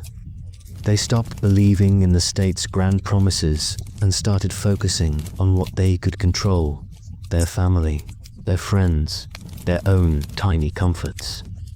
The once unbreakable ideal of collective life began to fracture into quiet individualism. Even leisure became an act of quiet rebellion. A weekend spent at a dacha, a small countryside cottage, offered rare peace. Families grew vegetables, picked berries, and told jokes far from the city's surveillance. There, away from party slogans, people could breathe freely for a few days. The dacha culture became a silent protest, a retreat into simplicity in defiance of the bureaucracy's endless complexity. In cities, black markets flourished in the shadows of official shortages. On paper, the Soviet system provided everything: food, clothing, entertainment, healthcare. In reality, almost nothing worked as it should. To find butter, you needed connections. To fix your car, you needed favors. To get a decent pair of shoes, you needed luck. Money meant less than relationships. Who you knew often mattered more than what you earned. A friend in a store, a cousin in an office, a neighbor who worked at a warehouse. These were lifelines in a world where the state owned everything but provided little. People called it blat, the art of using personal networks to survive. It wasn't corruption, it was adaptation. This informal web of favors was both a strength and a weakness. It made life possible, but it also deepened the hypocrisy that defined Soviet existence. Everyone bent the rules because the rules were impossible to follow. Even officials who enforced them by day broke them by night. The state demanded loyalty, but survival demanded cunning. Television, once a proud tool of propaganda, began to lose its power. People watched the official news, nodded politely, then tuned in to more honest entertainment, humor shows, foreign films dubbed in secret, or pirated VHS tapes smuggled in from the West. A single glimpse of a Western advertisement, a man driving a shiny car, a woman smiling in a supermarket, could feel like a revelation. Not because people wanted the products, but because they wanted the possibility. The idea that somewhere life wasn't grey. That yearning, small, personal, but persistent, began to erode the foundations of control. The Soviet Union had always feared ideas more than weapons, and for good reason. Ideas spread silently. You couldn't shoot them. Western radio became another invisible breach in the Iron Curtain. Voice of America, Radio Liberty, and the BBC World Service broadcast news and music into Soviet homes, often distorted by static as the state tried to jam the frequencies. Yet listeners persisted, tuning their radios late at night, the soft hiss of interference mingling with the voices of a freer world. They listened in secret, sometimes with blankets thrown over the radio to muffle the sound. The risk was real. Being caught listening to enemy propaganda could cost you your job, your reputation, even your freedom. But curiosity was stronger than fear. In those faint, crackling broadcasts, many Soviets heard something they hadn't heard in decades. Truth among the youth. That hunger for authenticity grew into something cultural. They began forming underground circles, reading banned literature, playing forbidden music, painting outside the limits of state-approved art. The Samizdat networks that had once copied poetry now copied philosophy. Science and history the party didn't want people to know. Typewriters became weapons. Each sheet of carbon paper could replicate forbidden truths a dozen times. For every official narrative, there was now an unofficial one, passed hand to hand, heart to heart. The state still tried to clamp down. Censors reviewed every book, every film, every play. But even within those restrictions, creators found ways to slip through cracks. Soviet filmmakers began using allegory to comment on reality. Science fiction stories that mirrored political repression. Comedies that mocked bureaucracy under the guise of humor. Audiences understood instantly. They laughed, not just because the jokes were funny, but because they were shared secrets. One of the most powerful acts of defiance came from memory itself. The older generation, who had lived through Stalin's purges, began to speak more openly about what they had seen. For decades, they had remained silent, too afraid to tell their children about the arrests, the hunger, the fear. Now, as the system weakened, the truth began to surface around kitchen tables, in whispers and fragments. The real history of the Soviet Union began to reappear, a history of suffering and survival erased by propaganda. Those private stories became the moral counterweight to the state's grand myths. The collapse of belief is never dramatic. It doesn't begin with rebellion, but with exhaustion. People simply stop caring. They stop standing up during speeches. They stop marching with genuine pride. They stop correcting their neighbors when someone mocks the party, bit by bit. The emotional glue that held the system together dissolves. By the early 1980s, that glue was gone. The slogans still filled the air, but they were hollow echoes. Still, fear lingered. The KGB remained powerful, a shadow stretching across the entire nation. Agents monitored universities, factories, and media, searching for dissent. But even they were tired. Surveillance without belief becomes routine. Another bureaucratic duty. Files were written, conversations recorded, but rarely followed up. The great machine of control was rusting from within. Then came a quiet revolution, not of politics, but of technology. Cassette tapes, photocopiers, and foreign magazines began circulating more freely, especially in large cities. These humble objects carried more power than tanks. A single cassette could hold a song that changed a listener's life. A photocopy of a banned essay could light the fire of doubt. And music, always music, became the heartbeat of change. Rock bands like Kino, Aquarium, and DDT filled basements and parks with raw, honest lyrics that spoke of alienation, absurdity, and hope. Their concerts, though semi-legal, felt electric.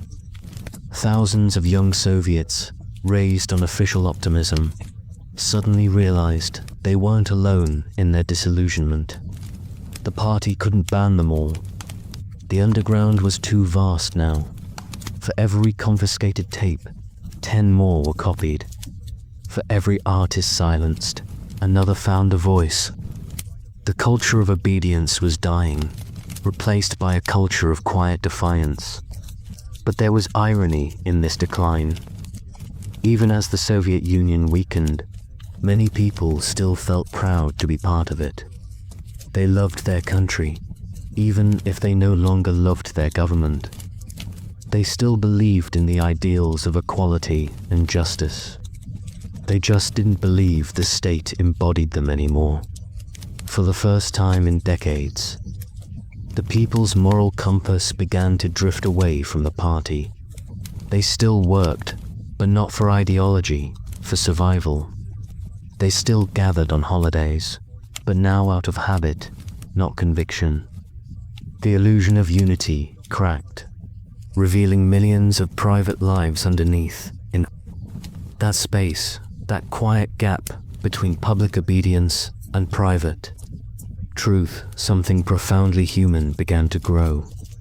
Again, compassion, curiosity, humor, neighbors helped each other in small acts of kindness that defied the system's cold logic. A doctor stole medicine from a state clinic to treat a sick child. A teacher risked her career to tell her students the real history of a war. A worker smuggled spare parts to repair a neighbor's machine. These moments were invisible to the state, but vital to the soul.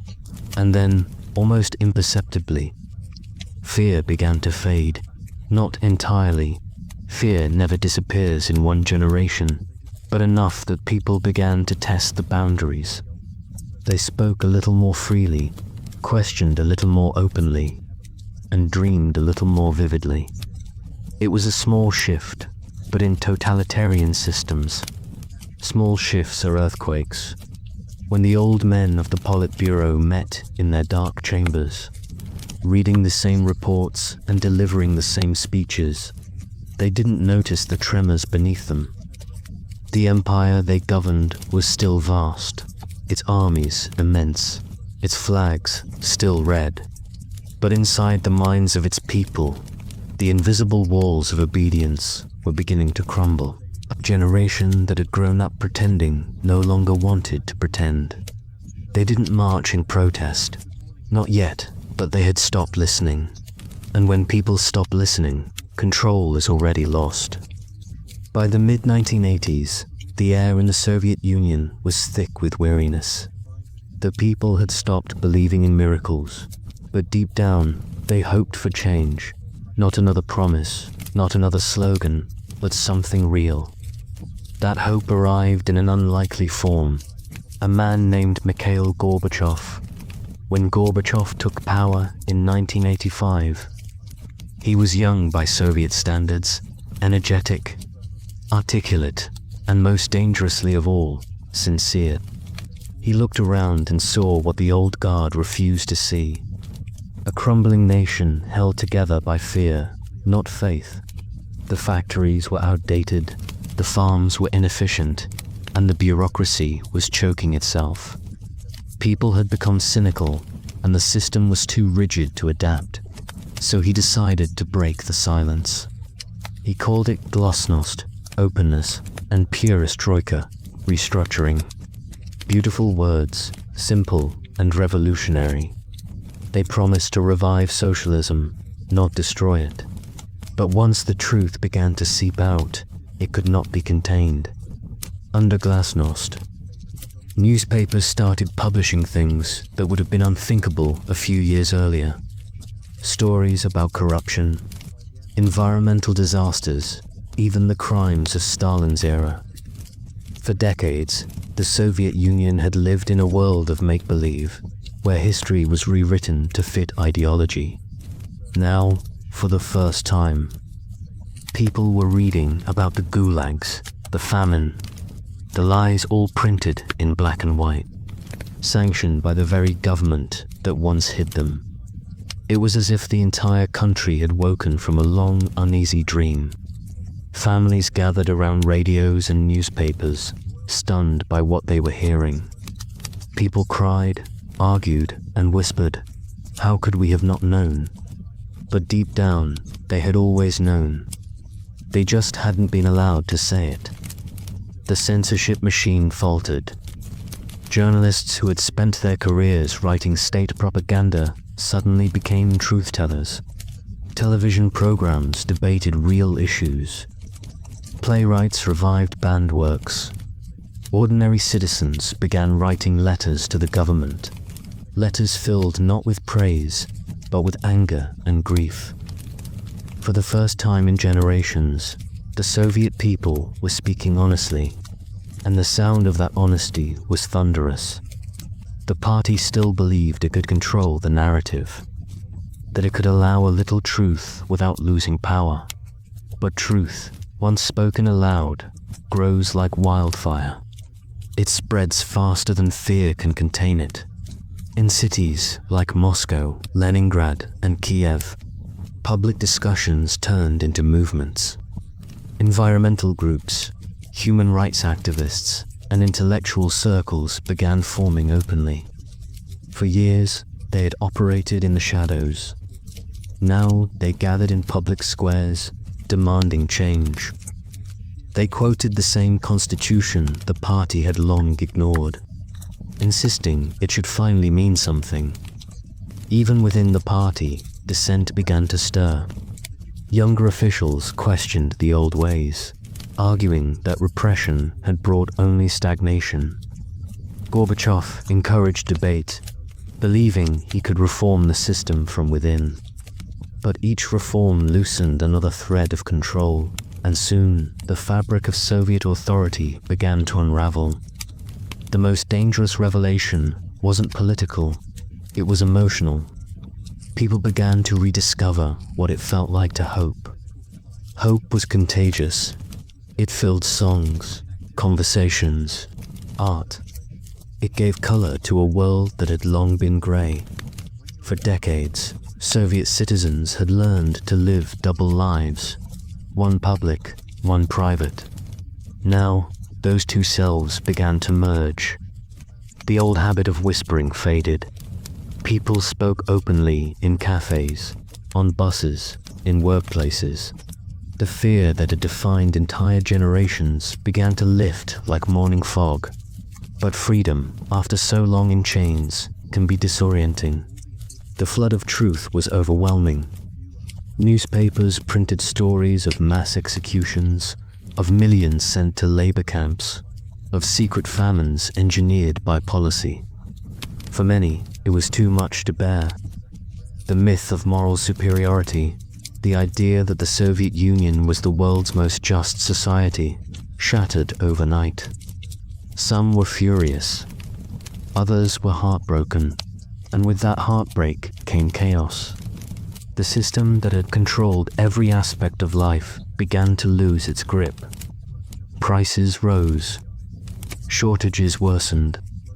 Lines grew longer. Bureaucrats who once wielded total power now hesitated, unsure which orders still mattered. Old certainties crumbled, and a strange mix of excitement and panic filled the air. In the midst of all this, one truth became clear: that people no longer feared the government. They had seen too much. Television debates grew bolder. Demonstrations appeared in the streets.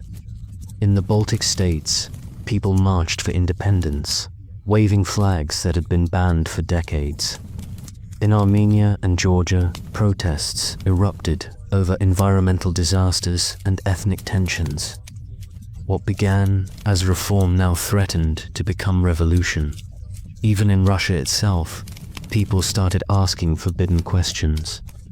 Why were their shelves still empty while Western stores overflowed? Why were soldiers dying in Afghanistan in a war no one wanted? Why had they been told for so long that the world outside was their enemy?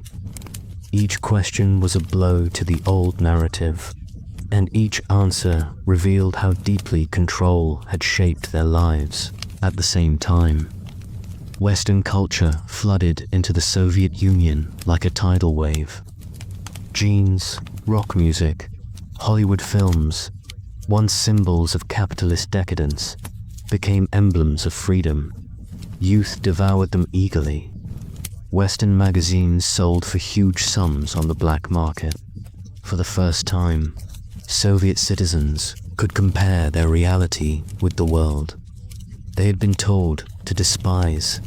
It was humbling and liberating all at once. The government tried to keep pace with the change, but it was like holding back an ocean with bare hands. Old institutions were collapsing faster than new ones could be built.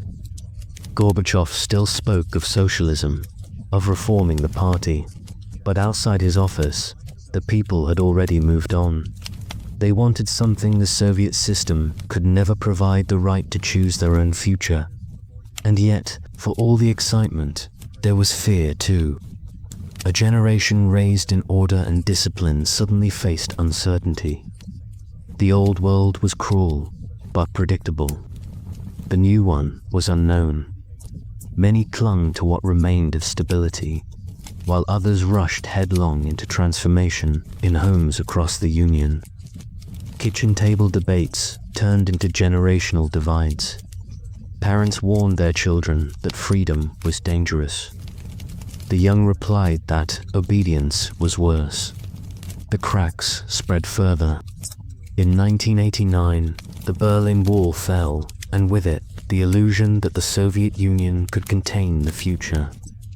Eastern Europe slipped from its grasp, one country at a time. Poland, Hungary, Czechoslovakia. Watching from Moscow, Soviet citizens saw what freedom looked like, and they wanted it too. By 1990, even the party faithful could feel the end coming. Gorbachev spoke of renewal, but his words no longer inspired. In the streets, independent newspapers were sold openly. People carried signs demanding democracy. Some demanded independence for their republics. The control that had once reached into every home now seemed powerless. The state surveillance system, once the backbone of its power, was collapsing under its own weight. The KGB still existed, but its agents were overwhelmed. There were too many voices, too many protests, too many truths to suppress. Information spread faster than fear. The Soviet Union had always maintained control by pretending it was invincible. Now, everyone could see that it wasn't. Yet, even as the empire unraveled, the ordinary citizen's struggle continued. Food was still scarce. Inflation soared. The black market became the real economy. The same people who had been controlled for generations now had to learn how to survive without that control. Freedom, it turned out, didn't immediately mean prosperity. In the winter of 1991, Moscow felt like a city between worlds. Billboards still showed the hammer and sickle, but shop windows displayed imported goods. Workers still attended party meetings, but spoke freely afterward about quitting. The radio played both Soviet anthems and Western pop songs. It was a surreal coexistence of old and new, a twilight between two eras. When the Soviet flag finally came down from the Kremlin, in December 1991, many wept, some for joy, others for loss. The empire that had controlled every heartbeat of their lives was gone, but what replaced it was uncertain, fragile, chaotic, and painfully human. For those who had lived under its control, the memory lingered. They remembered the taste of fear, the ritual of silence, the comfort of obedience. Some even missed it, not because they loved tyranny, but because they feared the emptiness that followed. The end of control didn't erase its legacy. It lived on in habits, in memories, in the quiet way people still hesitated before speaking their minds. True freedom, they learned, wasn't declared in a speech. It had to be relearned, day by day.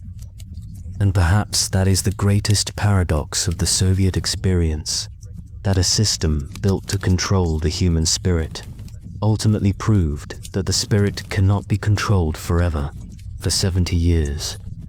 The Soviet Union tried to command every aspect of life, from what people ate to what they thought.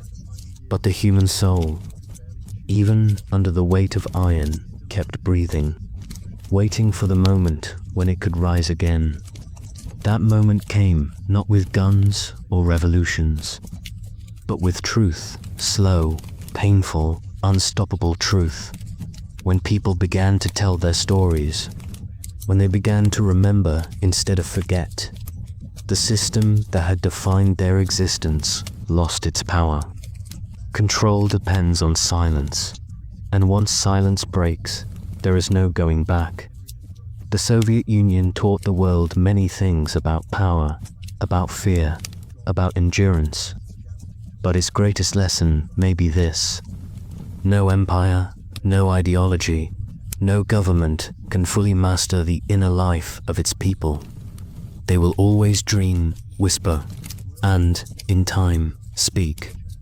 When the red flag was lowered from the Kremlin on that cold December night in 1991, millions of people watched in stunned silence. Some clapped, some cried, others simply stared. It was over, not with an explosion, not with revolution, but with a quiet, almost anticlimactic ending. The Soviet Union had dissolved into history, leaving behind 15 newly independent nations and more questions than answers. For the first time in 70 years, there was no comrade, no party meetings, no state anthem echoing from the loudspeakers at dawn.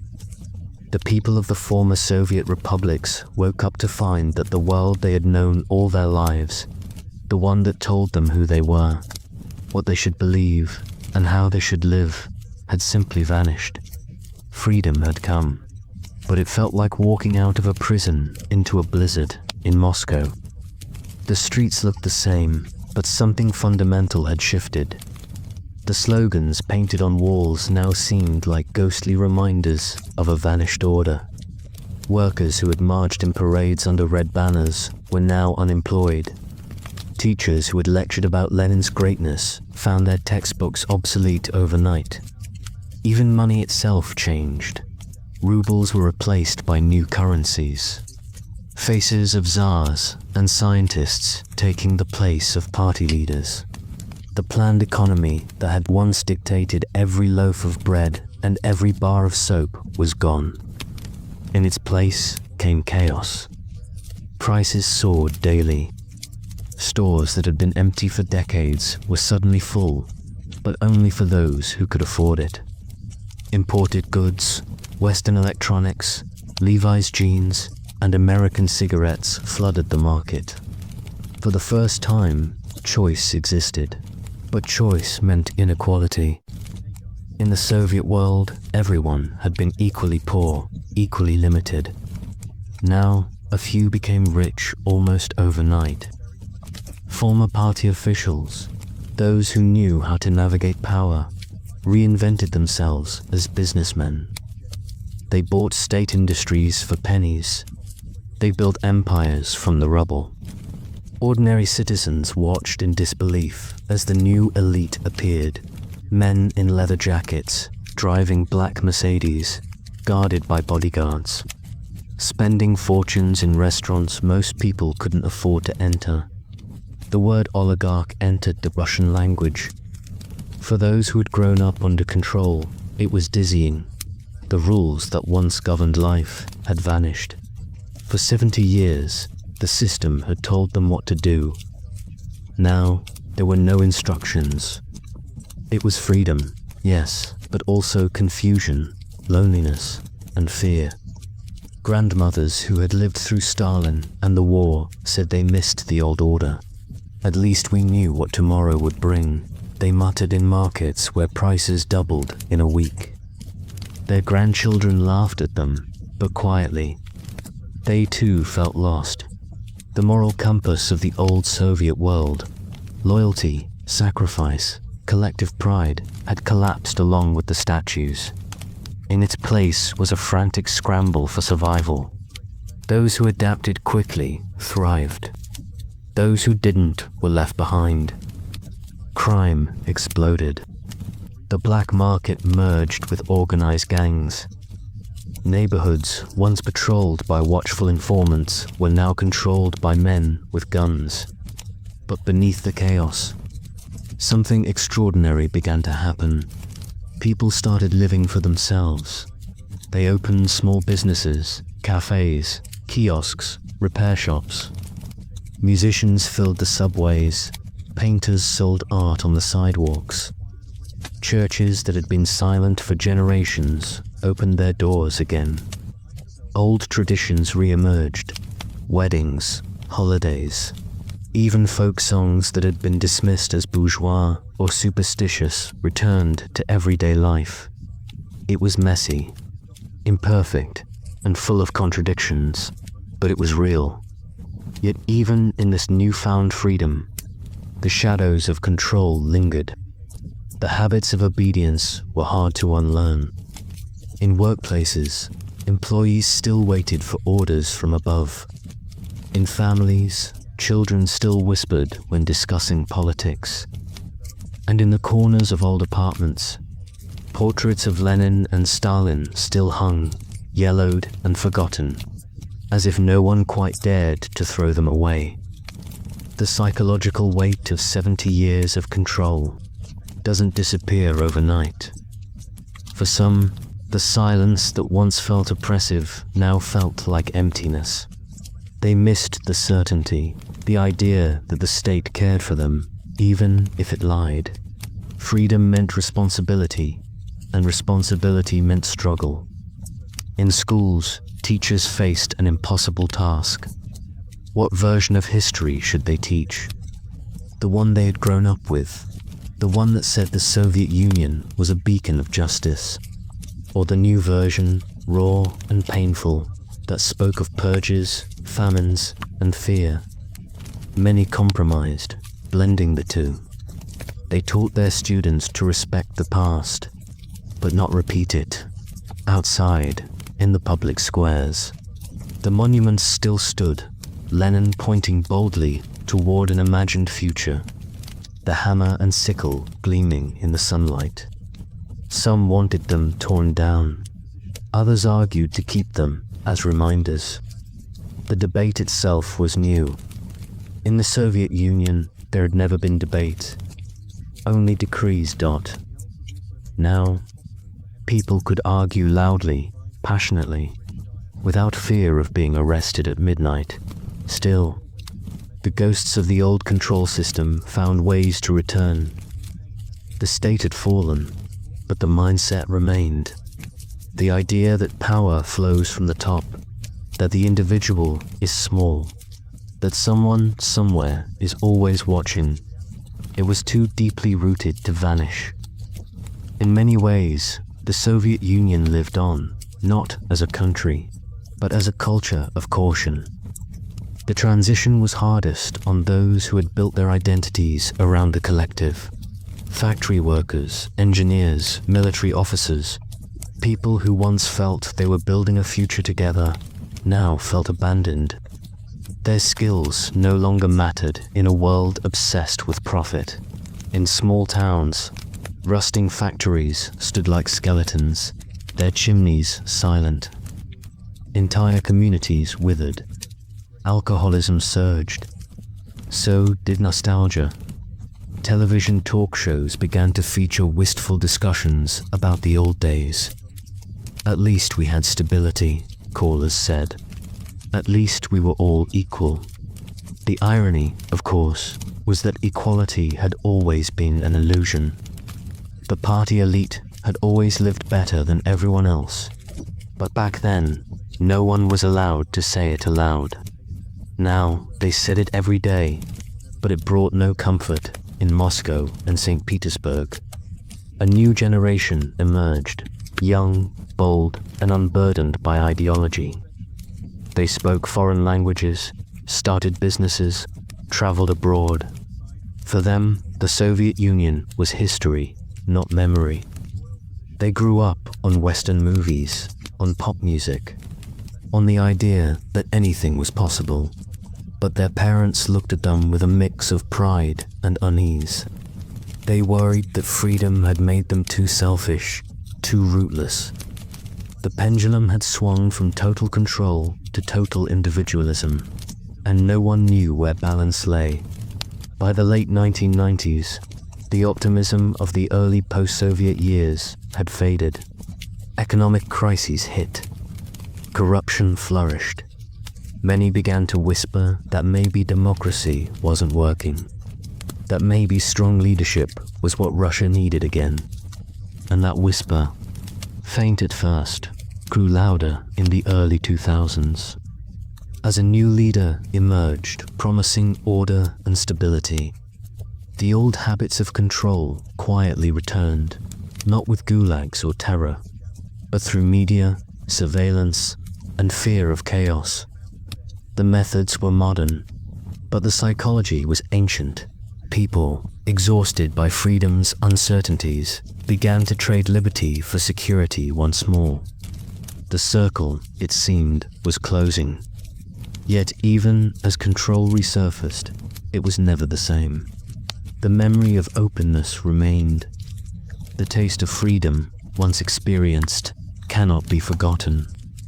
In kitchens, online forums, and private conversations, people still questioned, still remembered. The Soviet Union had fallen, but its greatest secret had been exposed. That control can never truly extinguish human curiosity, even today. Across the lands that once bore the hammer and sickle, remnants of the old control coexist with fragments of newfound freedom. The past and present blur. Statues of Lenin stand beside McDonald's arches. Ancient propaganda posters are sold as vintage art. History has become a marketplace, and memory its most valuable currency. But beneath it all, something has shifted forever. The fear that once silenced an empire has been named, and once fear is named, it loses much of its power. The story of the Soviet Union isn't just about the people who ruled it. It's about the millions who lived under it, who learned to survive, to adapt, to hide small pieces of themselves that no government could touch. Those small pieces, love, humor, family, art, faith, were the true rebellion. In the end, control failed not because the state grew weak, but because the human spirit proved stronger. A mother's lullaby whispered in a cramped apartment, a poet's verse hidden in a drawer, a child's laughter in a courtyard. These were the quiet acts that no regime could erase. They were the heartbeat beneath the iron surface.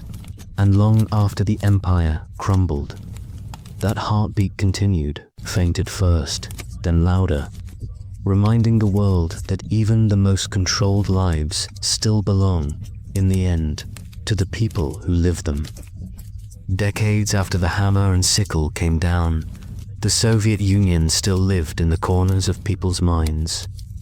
It was in the way an old woman tucked her pension money into a jar hidden beneath the floorboards, afraid that the bank might suddenly change the rules again. It was in the way an office worker double-checked his words in an email before hitting send, even though no censor would read it. It was in the way an entire generation learned to speak in hints, half phrases, and knowing glances. Control had dissolved as a system, but lingered as an instinct. You could see it in the architecture. Across the former Soviet republics, the cities still bore the weight of that grey uniformity.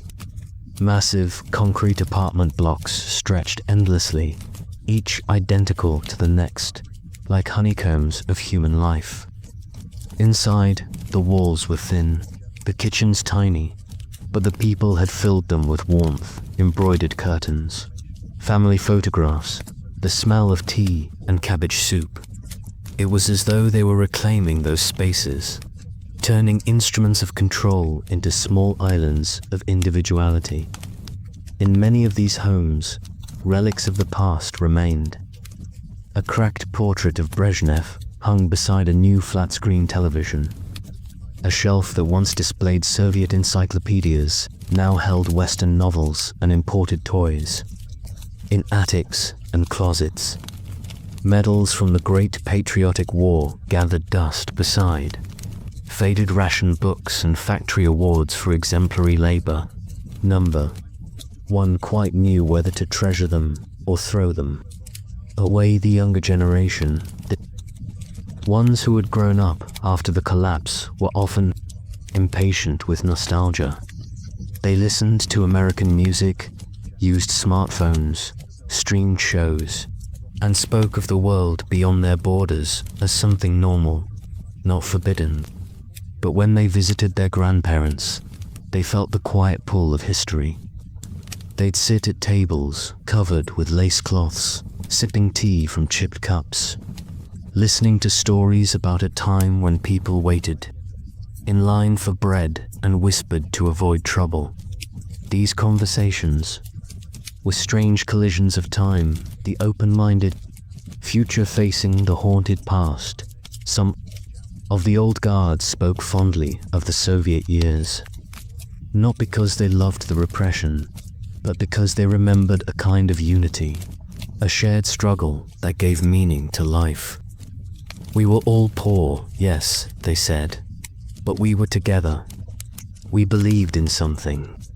It wasn't the ideology they missed, but the sense of purpose, a belief, however false, that their suffering contributed to a greater cause. Younger people couldn't understand that. To them, the past was a grey film, a warning of what happens when a government becomes too powerful.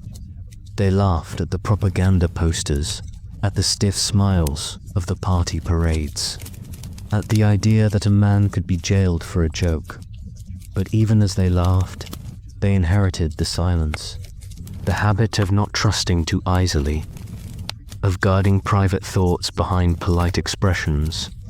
Control, once imposed by force, had transformed into something cultural, an invisible rhythm that guided how people behaved. Take, for instance, the workplace. In offices across the post-Soviet world, employees still deferred to authority with automatic respect. They avoided confrontation. They waited for direction. Even in small businesses, the echoes of hierarchy persisted. It wasn't fear anymore, just muscle memory, passed down like an heirloom. And then there was the way people approached the state. Many still viewed it as an entity both powerful and distant, something to fear but also to rely upon.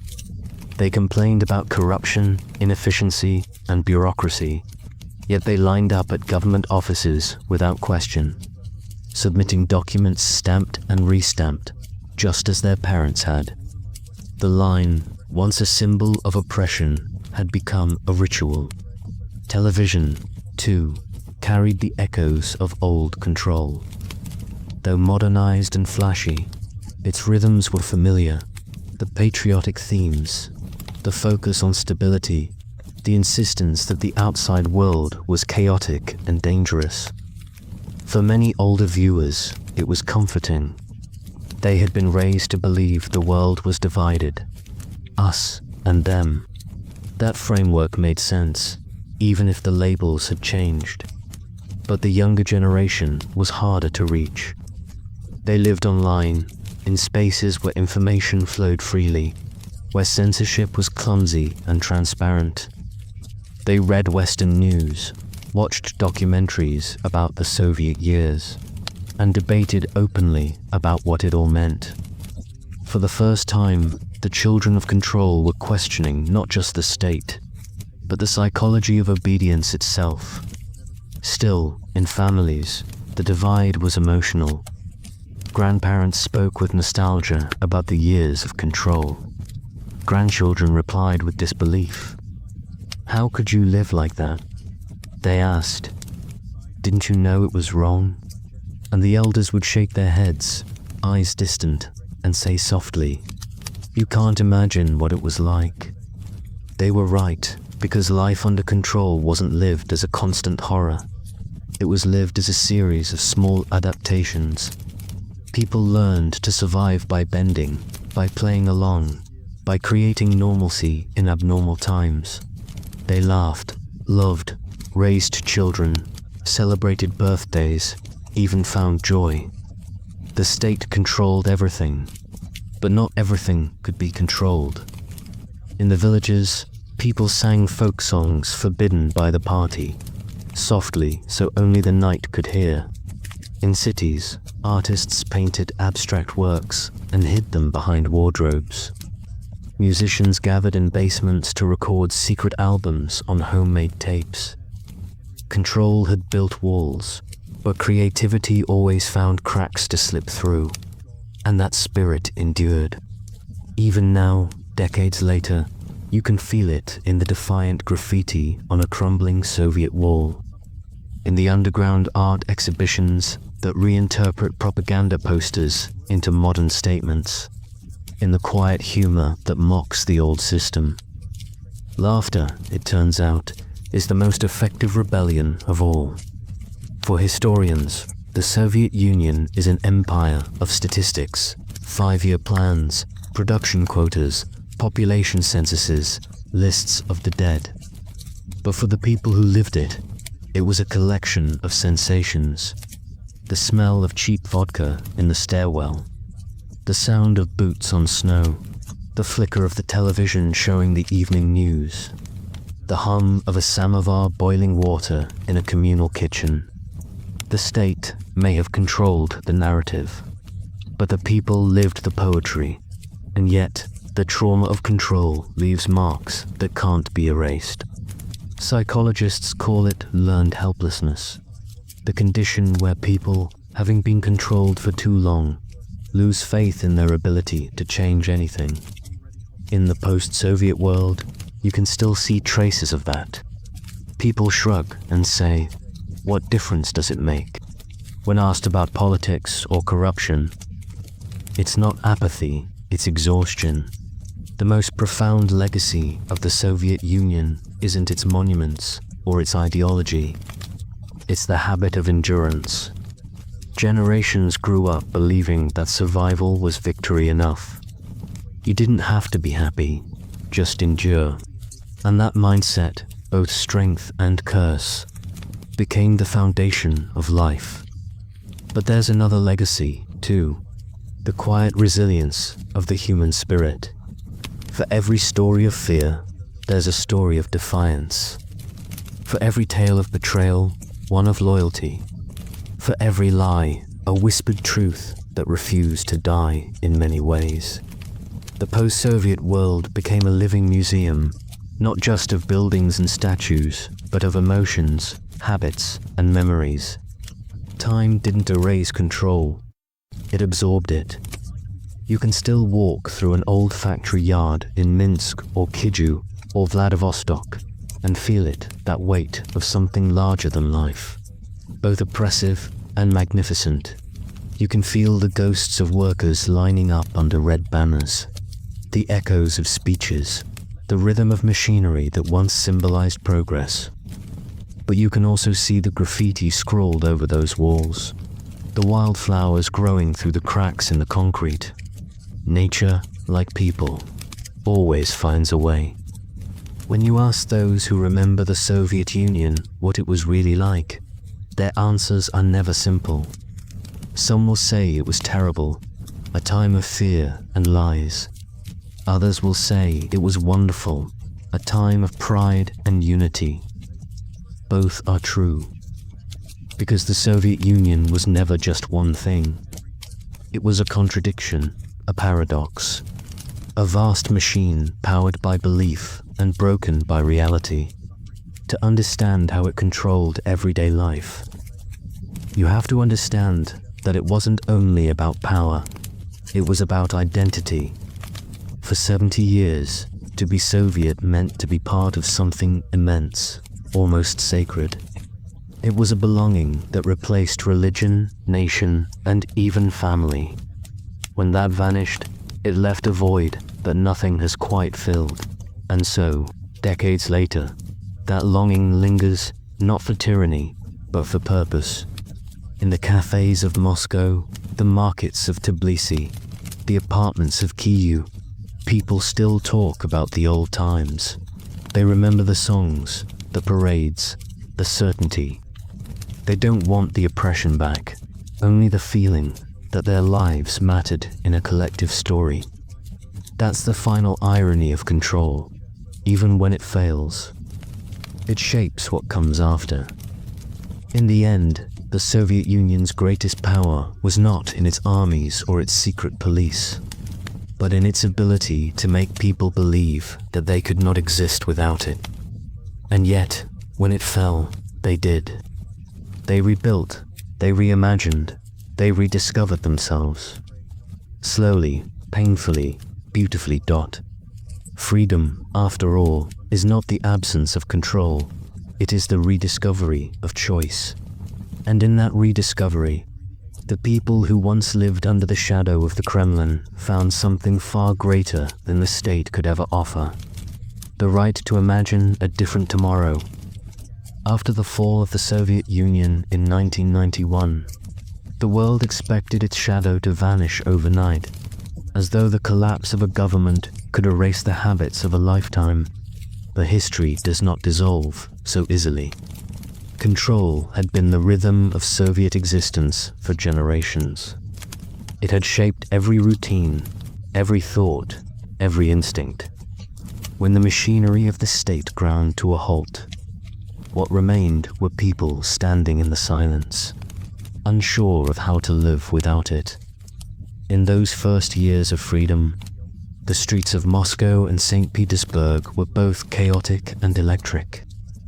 Western advertisements appeared like alien symbols on crumbling walls.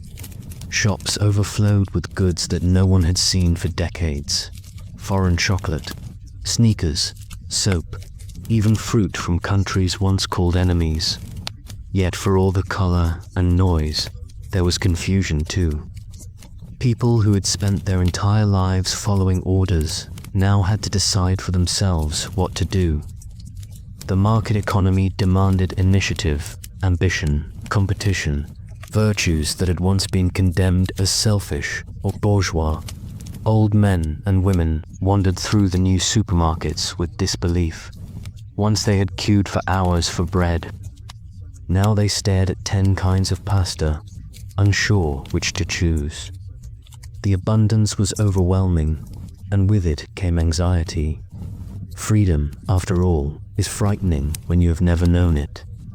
The younger generation, students, dreamers, those who had come of age during perestroika, felt something different. They were exhilarated.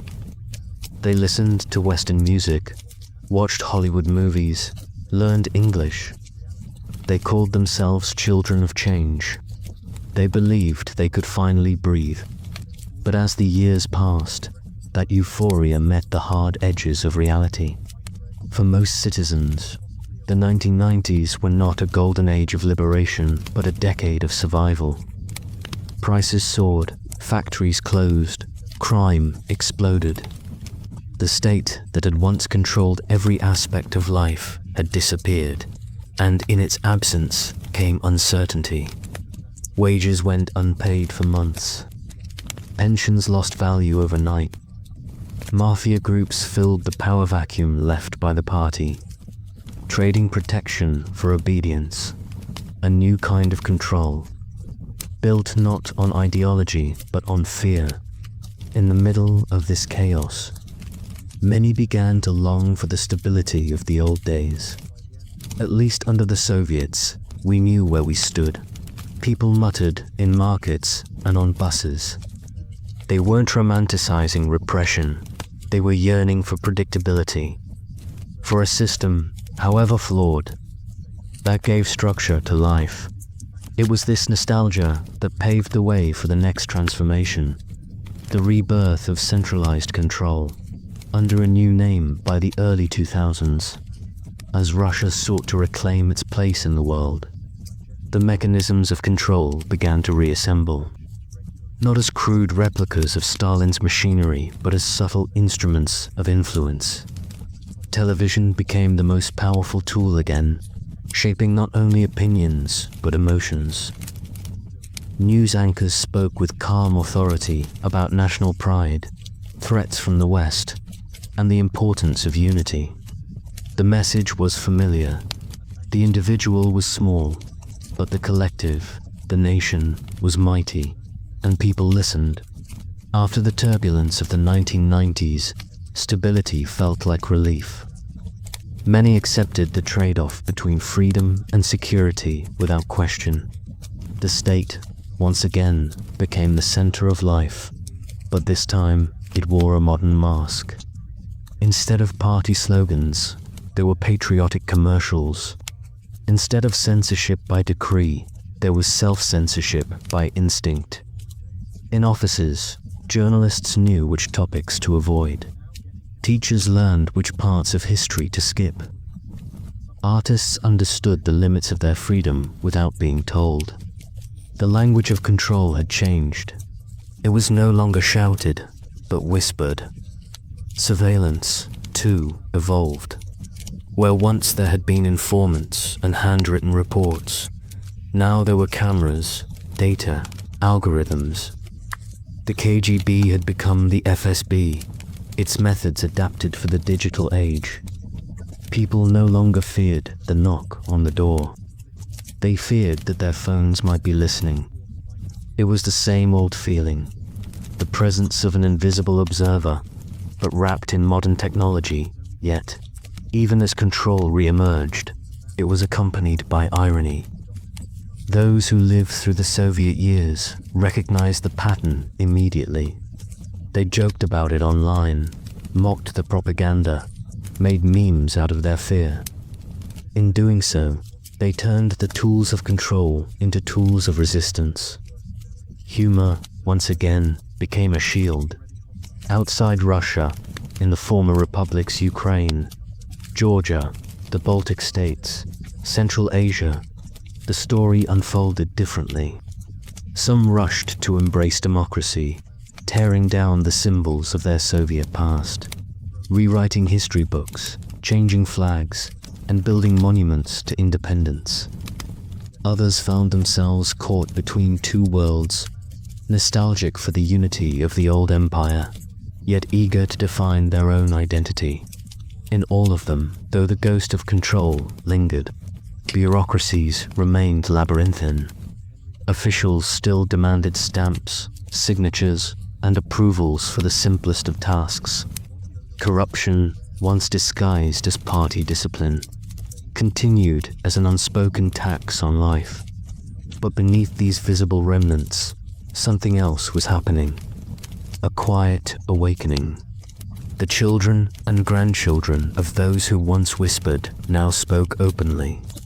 They questioned, debated, demanded transparency. In classrooms, students asked about gulags and purges. In theaters, directors staged plays about the trauma of the past. What had once been hidden was now discussed in the open. This confrontation with memory was painful but necessary. For decades, people had been told to forget, to move on, to focus on the future. But unspoken trauma has a way of seeping into everything. It lives in language, in silence, in the way parents raise their children. Healing, historians said, begins with truth. And so, in documentaries, books, and museums, a new narrative began to emerge, one that acknowledged both the achievements and the atrocities of the Soviet experiment. It was no longer about glorifying or condemning, but about understanding. Still, the struggle between memory and myth continues. In some towns, statues of Lenin still stand proudly, their bronze faces untouched by time. In others, they lie broken in backyards, relics of a vanished faith. Older citizens lay flowers at their feet. Younger ones walk past without looking. For one generation, he was a hero. For another, a symbol of oppression. The story of control, it turns out, is not linear. It bends and folds, resurfaces in new forms. Some people crave the security it offers. Others fight against it with every breath. Between these extremes lies the everyday person, the teacher, the nurse, the mechanic, simply trying to live, to find dignity in the shifting landscape of power. And perhaps that is what defines the post-Soviet soul, the constant negotiation between fear and freedom. In modern Russia, the echoes of the Soviet mindset can still be heard in the smallest details. The politeness toward authority, the distrust of strangers, the resigned shrug when something goes wrong. What can we do? Remains a national refrain, a leftover from decades when individuals truly could do nothing. But at the same time, there's resilience. The same endurance that once helped people survive repression now helps them navigate uncertainty. They've learned to adapt, to laugh, to endure once again, this time not under the banner of ideology, but under the weight of history itself. Every society carries its past like a shadow. For the Soviet Union's descendants, that shadow is vast and complex, both burden and teacher. It reminds them of what control can build and what it can destroy. It warns them of how easily order becomes obedience, and how obedience, once accepted, becomes habit. In the end, the story of Soviet control is not just about the state or the party, it's about people. About how humans adjust, compromise, and survive in systems that seek to shape their every choice. It's about how, even when freedom is rationed, the desire for it never disappears. The human spirit, tested by control, learns a strange kind of strength, the strength of endurance, of quiet rebellion, of remembering. As one elderly woman once told a journalist in Moscow, they could control everything, the food, the news, even the songs we sang, but they could never control what I dreamed. And perhaps that is the true ending of this story, because control can dictate behavior, but it cannot dictate the heart. The Soviet Union taught millions to endure, but in doing so, it also taught them to recognize the value of freedom, a lesson paid for dearly, carried through generations, and remembered even now in every whispered story, every joke, every scar, every silence. That is how people survived, not by submission, but by finding freedom in the smallest corners of control. And that is why, Long after the empire collapsed, its people still stand, wounded, wary, yet unbroken. In the 21st century, the mechanisms of control that once defined the Soviet Union have not vanished, they have evolved.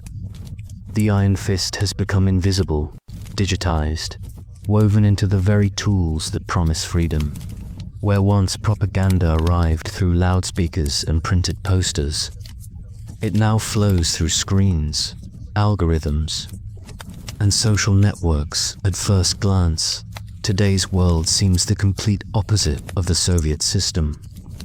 There are no ration cards, no secret police knocking at night, no party meetings demanding loyalty oaths. But look closer, and you'll see something eerily familiar. Not the form, but the essence. The Soviet dream of shaping human thought, of controlling not only what people say, but how they think, lives on in subtle and sophisticated ways. In the Soviet Union, newspapers like Pravda and Izvestia dictated the truth of the day. Now, in the modern era, truth itself has become fragmented. Too much information, too many voices, too many realities. Control no longer means suppressing information. It means flooding people with it until they no longer know what to believe. Confusion, not silence, has become the new censorship. Governments learned this quickly. In Russia, the playbook of control adapted seamlessly to the internet age. Instead of banning dissenting sites, the strategy became dilution, drowning criticism in waves of misinformation, fake accounts, and conspiracy theories. Instead of a single, unchallenged narrative, there are hundreds of competing ones, each designed to exhaust the mind and the people. Tired of trying to decipher truth from lies, often retreat into apathy, the same quiet obedience that once defined Soviet life. It's not that they believe the propaganda, it's that they've stopped believing anything at all. Technology, once seen as liberation, has also become surveillance in disguise. In the Soviet Union, informants were human, your neighbor, your co-worker, even your own child.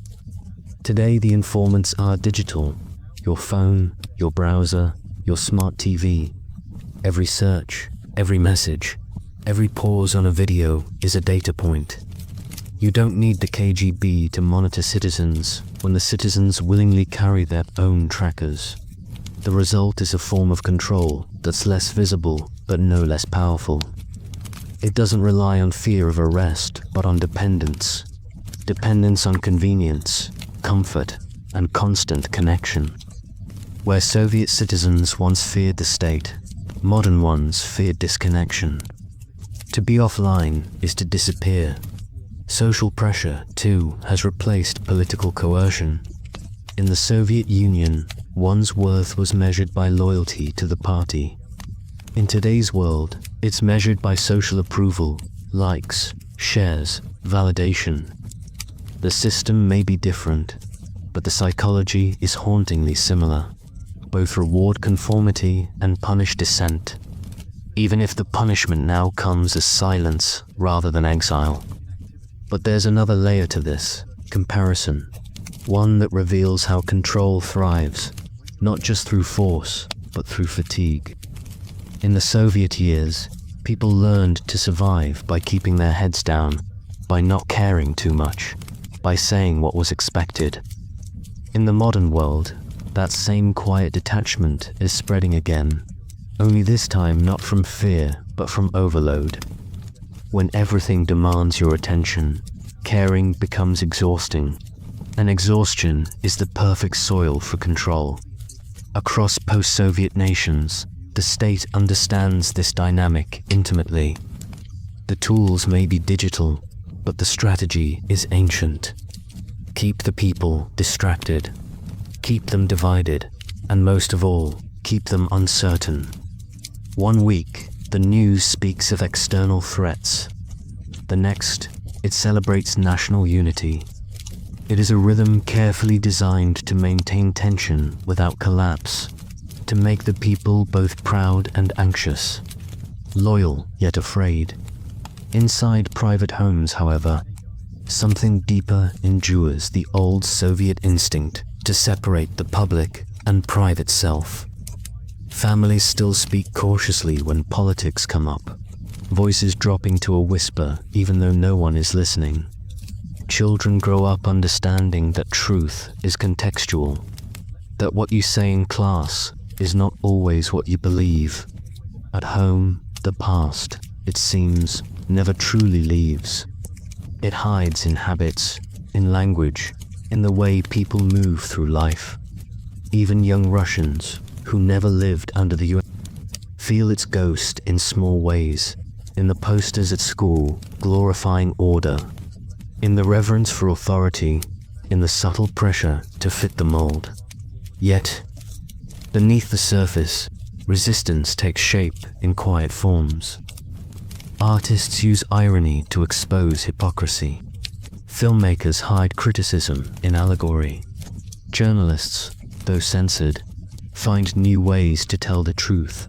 Podcasts, encrypted chats, anonymous newsletters. It's the same creativity that once filled Soviet kitchens with whispered poetry and underground songs, reborn for the internet age. In one sense, the Soviet Union achieved its greatest success posthumously. It proved that control need not be physical to be effective. A system that teaches people to police themselves can outlast any regime. And yet, there is hope in this repetition, because history, for all its cycles, also teaches. Each generation inherits the scars and the strength of the last. The same people who learned to survive totalitarianism now teach their children to question authority, to value truth, to cherish choice. They know that control begins, not with chains, but with silence, and that the surest defense is to keep speaking. In classrooms across the former Soviet world, a new generation is asking dangerous questions. They read old diaries, watch banned films, talk to survivors. They want to understand not just what happened, but how ordinary people became instruments of control, how fear became normal, and how to make sure it never happens again. That hunger for truth, once forbidden, has become the quiet rebellion of the modern age. When you look at a crowd in Moscow, Kyiv, Vilnius, or Tbilisi today, you see faces shaped by a century of control, proud, cautious, alert, yet beneath that there is something unbreakable, a glimmer of defiance, the same spark that survived the gulags, the ration lines, the propaganda. It's the human refusal to be entirely owned. Even in a world of algorithms and surveillance, that spark endures. It hides in laughter, in love, in the stubborn pursuit of meaning. The Soviet Union may have mastered control, but it never mastered the soul, and that, perhaps, is the final paradox of power, that the harder it tries to dominate, the more it teaches people how to endure. When the Soviet Union collapsed in 1991, the world watched in disbelief. Statues of Lenin were pulled down, red flags burned, and millions believed that the great shadow over Eastern Europe had finally lifted. For the first time in 70 years, people could speak freely, travel freely, dream freely. Freedom, it seemed, had won. But what few realized was that the habits of control do not die with the regime. They linger in the mind, in the system, in the silence that follows. The machinery of the state may have rusted away, but the culture of fear remained, rebuilt quietly beneath the surface. In the early years after the fall, Russia was flooded with hope and chaos in equal measure. Overnight, capitalism replaced communism. Billboards rose where propaganda posters once stood. Instead of Lenin's slogans, People saw advertisements for Western jeans, soda, and cars. But while the symbols changed, the psychology did not. The government had lost its absolute power, but others stepped in to fill the void. Oligarchs, media magnates, and foreign investors. The game was no longer ideology, but influence. Ordinary citizens, after decades of obedience, struggled to adjust. Freedom, they discovered, was not a single moment of liberation, but a daily act of courage, one that demanded responsibility, self-awareness, and trust in others. For a population trained to fear individuality, this was the hardest lesson of all. In schools, teachers who once praised Lenin now praised the free market, often with the same monotone devotion. Textbooks rewrote history at lightning speed. Yesterday's heroes became villains. Yesterday's traitors became martyrs. Children watched as the adults around them learned, yet again, to repeat the new truth of the day. And in that confusion, nostalgia crept in. The Soviet Union, once cursed, began to glow faintly in memory. Some missed the certainty, the structure, the feeling that someone, somewhere, was in control. The past, with all its pain, had at least been simple. The present was too complicated. This nostalgia became one of the most powerful tools of modern control. Politicians invoked it to promise stability. Media romanticized it in songs and films. Families spoke of it at dinner as the good old days. Before long, a generation that had never lived under the USSR began to long for it, or rather, for its myth. In truth, this pattern was not limited to Russia. Around the world, the Soviet system had left a psychological blueprint, a model for how to control through fear, distraction, and belonging. Governments watched how the USSR managed to unite millions through shared symbols, slogans, and collective dreams. The methods of control were studied, refined, and in some cases, replicated. Even democratic societies began adopting subtler versions of these techniques. The constant surveillance once done by secret police was now performed by data analytics. The endless state propaganda became algorithmic feeds tailored to every mind. Instead of one voice telling you what to think, millions of small voices whisper exactly what you want to hear, shaping your reality more effectively than any dictator could. The Soviet dream of molding human thought was not buried. It evolved. Look at the architecture of modern control. Cameras on every corner, loyalty programs tracking purchases, entertainment designed to numb, each piece harmless alone, but together forming an ecosystem of quiet obedience. A person doesn't need to fear the state when they've been conditioned to love their own cage, and yet, history is not without irony. The very people once shaped by the Soviet system have become its sharpest critics. Scholars, artists, and writers across the former USSR now dissect their past with brutal honesty. They write memoirs, make films, and speak of what it means to live under control, not to condemn, but to understand. Because to understand is the first step toward freedom. In the streets of modern Moscow, you can still find remnants of that old world. The grey apartment blocks stand like ghosts of discipline. The metro stations, carved with mosaics of the worker and soldier, remain cathedrals to collective strength. But the people moving through them are different. They carry smartphones, headphones, individuality. Beneath the surface, a quiet evolution has begun. Old fears linger, but so does the hunger for truth. Each protester with a placard, each journalist refusing silence, each teacher daring to tell unedited history They are the echoes of something powerful. The Soviet Union tried to erase the individual. The modern world, for all its flaws, has resurrected it. There's a strange symmetry in this cycle. Control breeds defiance, and defiance breeds hope. The same machinery that once oppressed millions now fuels creativity. The internet, the camera, the pen. The tools of control can also become the tools of liberation, depending on who holds them. If the Soviet Union was a lesson in how deeply a system can shape its people, then the decades that followed are a lesson in how resilient the human spirit can be. The experiment in total control failed not because it collapsed politically, but because it underestimated the quiet rebellion of the soul. Even in the darkest cells of Lubyanka, prisoners sang songs to remind themselves they were still human. Even in the gulags of Siberia, men shared poems scratched on wood. Even in the silence of fear, people dreamed.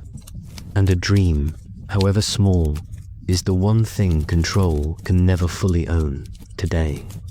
The story of the Soviet Union serves as both warning and mirror. It shows how easy it is to trade freedom for safety, truth for comfort, individuality for belonging. But it also shows that no system lasts forever, not even one built on fear. For every generation that forgets, there will always be another that remembers. The Soviet Union may be gone, but its shadow stretches far beyond the grave. Not as a ghost of ideology, but as a lesson etched into the bones of every society that fears chaos more than it loves truth. What began as a promise of equality ended as a labyrinth of control, and the echoes of that contradiction still ripple through the world today. If you were to walk through Moscow at night, you would see the city shimmering under neon lights, the hum of modern life replacing the whispers of the past. The streets once lined with soldiers and banners now pulse with laughter, music, and traffic. But if you stop, truly stop, and listen, you can almost hear it. The faint rhythm of an old order, beating somewhere beneath the concrete. For 70 years, control defined what it meant to live. It dictated what was said, what was eaten, where one could go, and even what one could feel. Generations were born and buried under the weight of conformity, taught that safety came only from silence. Yet, as history always proves, silence is never permanent. In every nation built on obedience, there comes a moment when people remember how to dream. For the Soviet Union, that awakening came not with war or revolution, but with exhaustion.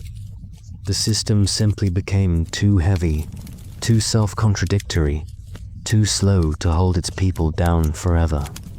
The state could dictate everything but the human desire for meaning, and meaning, like light through cracks in a wall, always finds a way through. In the archives of the Soviet secret police, thousands of confession files sit untouched, filled with stories of those who once broke under pressure and those who did not. But what's more striking are the small notes, songs, doodles, prayers, scribbled in the margins by prisoners who refused to surrender their humanity. These fragments, these fragile expressions of the self, are what survived when the entire empire of control collapsed into dust. Even today, long after the last red flag was lowered, people still search those archives. Historians, children of those who vanished, strangers who simply want to understand. They open files that were never meant to be opened, and in doing so, they breathe life back into those silenced voices. It is through them that the Soviet Union continues to speak, not as propaganda, but as warning, because control, in any era, wears many disguises. It doesn't always come with slogans or soldiers. Sometimes it comes in the form of convenience, comfort, and distraction. A world where every decision feels guided for you. What to watch, what to buy, what to believe can be as confining as one patrolled by secret police. The bars are invisible, but the result is the same. A life lived inside boundaries too familiar to question. The lesson of the Soviet Union, then, is not just about oppression, but about endurance. The human mind, even when shaped by decades of fear, never loses its capacity for wonder. The Soviet citizen who queued for bread also dreamed of art. The worker who marched for the party also whispered love poems under their breath. The child who saluted Lenin's portrait also gazed up at the stars, imagining a world beyond the slogans, and in that imagination lies the heart of freedom. Not the kind written in constitutions or decrees, but the kind that flickers quietly inside the individual. The freedom to think, to question, to feel. The freedom to choose your own silence or your own song. When you study the history of control, you begin to see how fragile it really is. Every empire that tried to command the human spirit eventually learned that you cannot regulate the soul. You can force obedience, but not belief. You can command labor, but not love. You can rewrite truth, but not memory. The Soviet Union tried to build a world where individuality was erased, and in doing so, it accidentally proved just how unbreakable individuality is. So when we look back now, we are not just looking at a failed system. We are looking at a mirror. We are asking ourselves the same questions those citizens once asked in the quiet of their rooms. How much control are we willing to accept for the illusion of safety? How easily can fear disguise itself as unity? And how long can any society silence the voice that says, simply, I am still here? As the film ends, imagine a single candle burning inside a cold, concrete cell. The light flickers, small, defiant, alive. It casts no shadow that can hide it. Because no matter how dark the walls, light always remembers how to return. And that is what the Soviet Union never understood.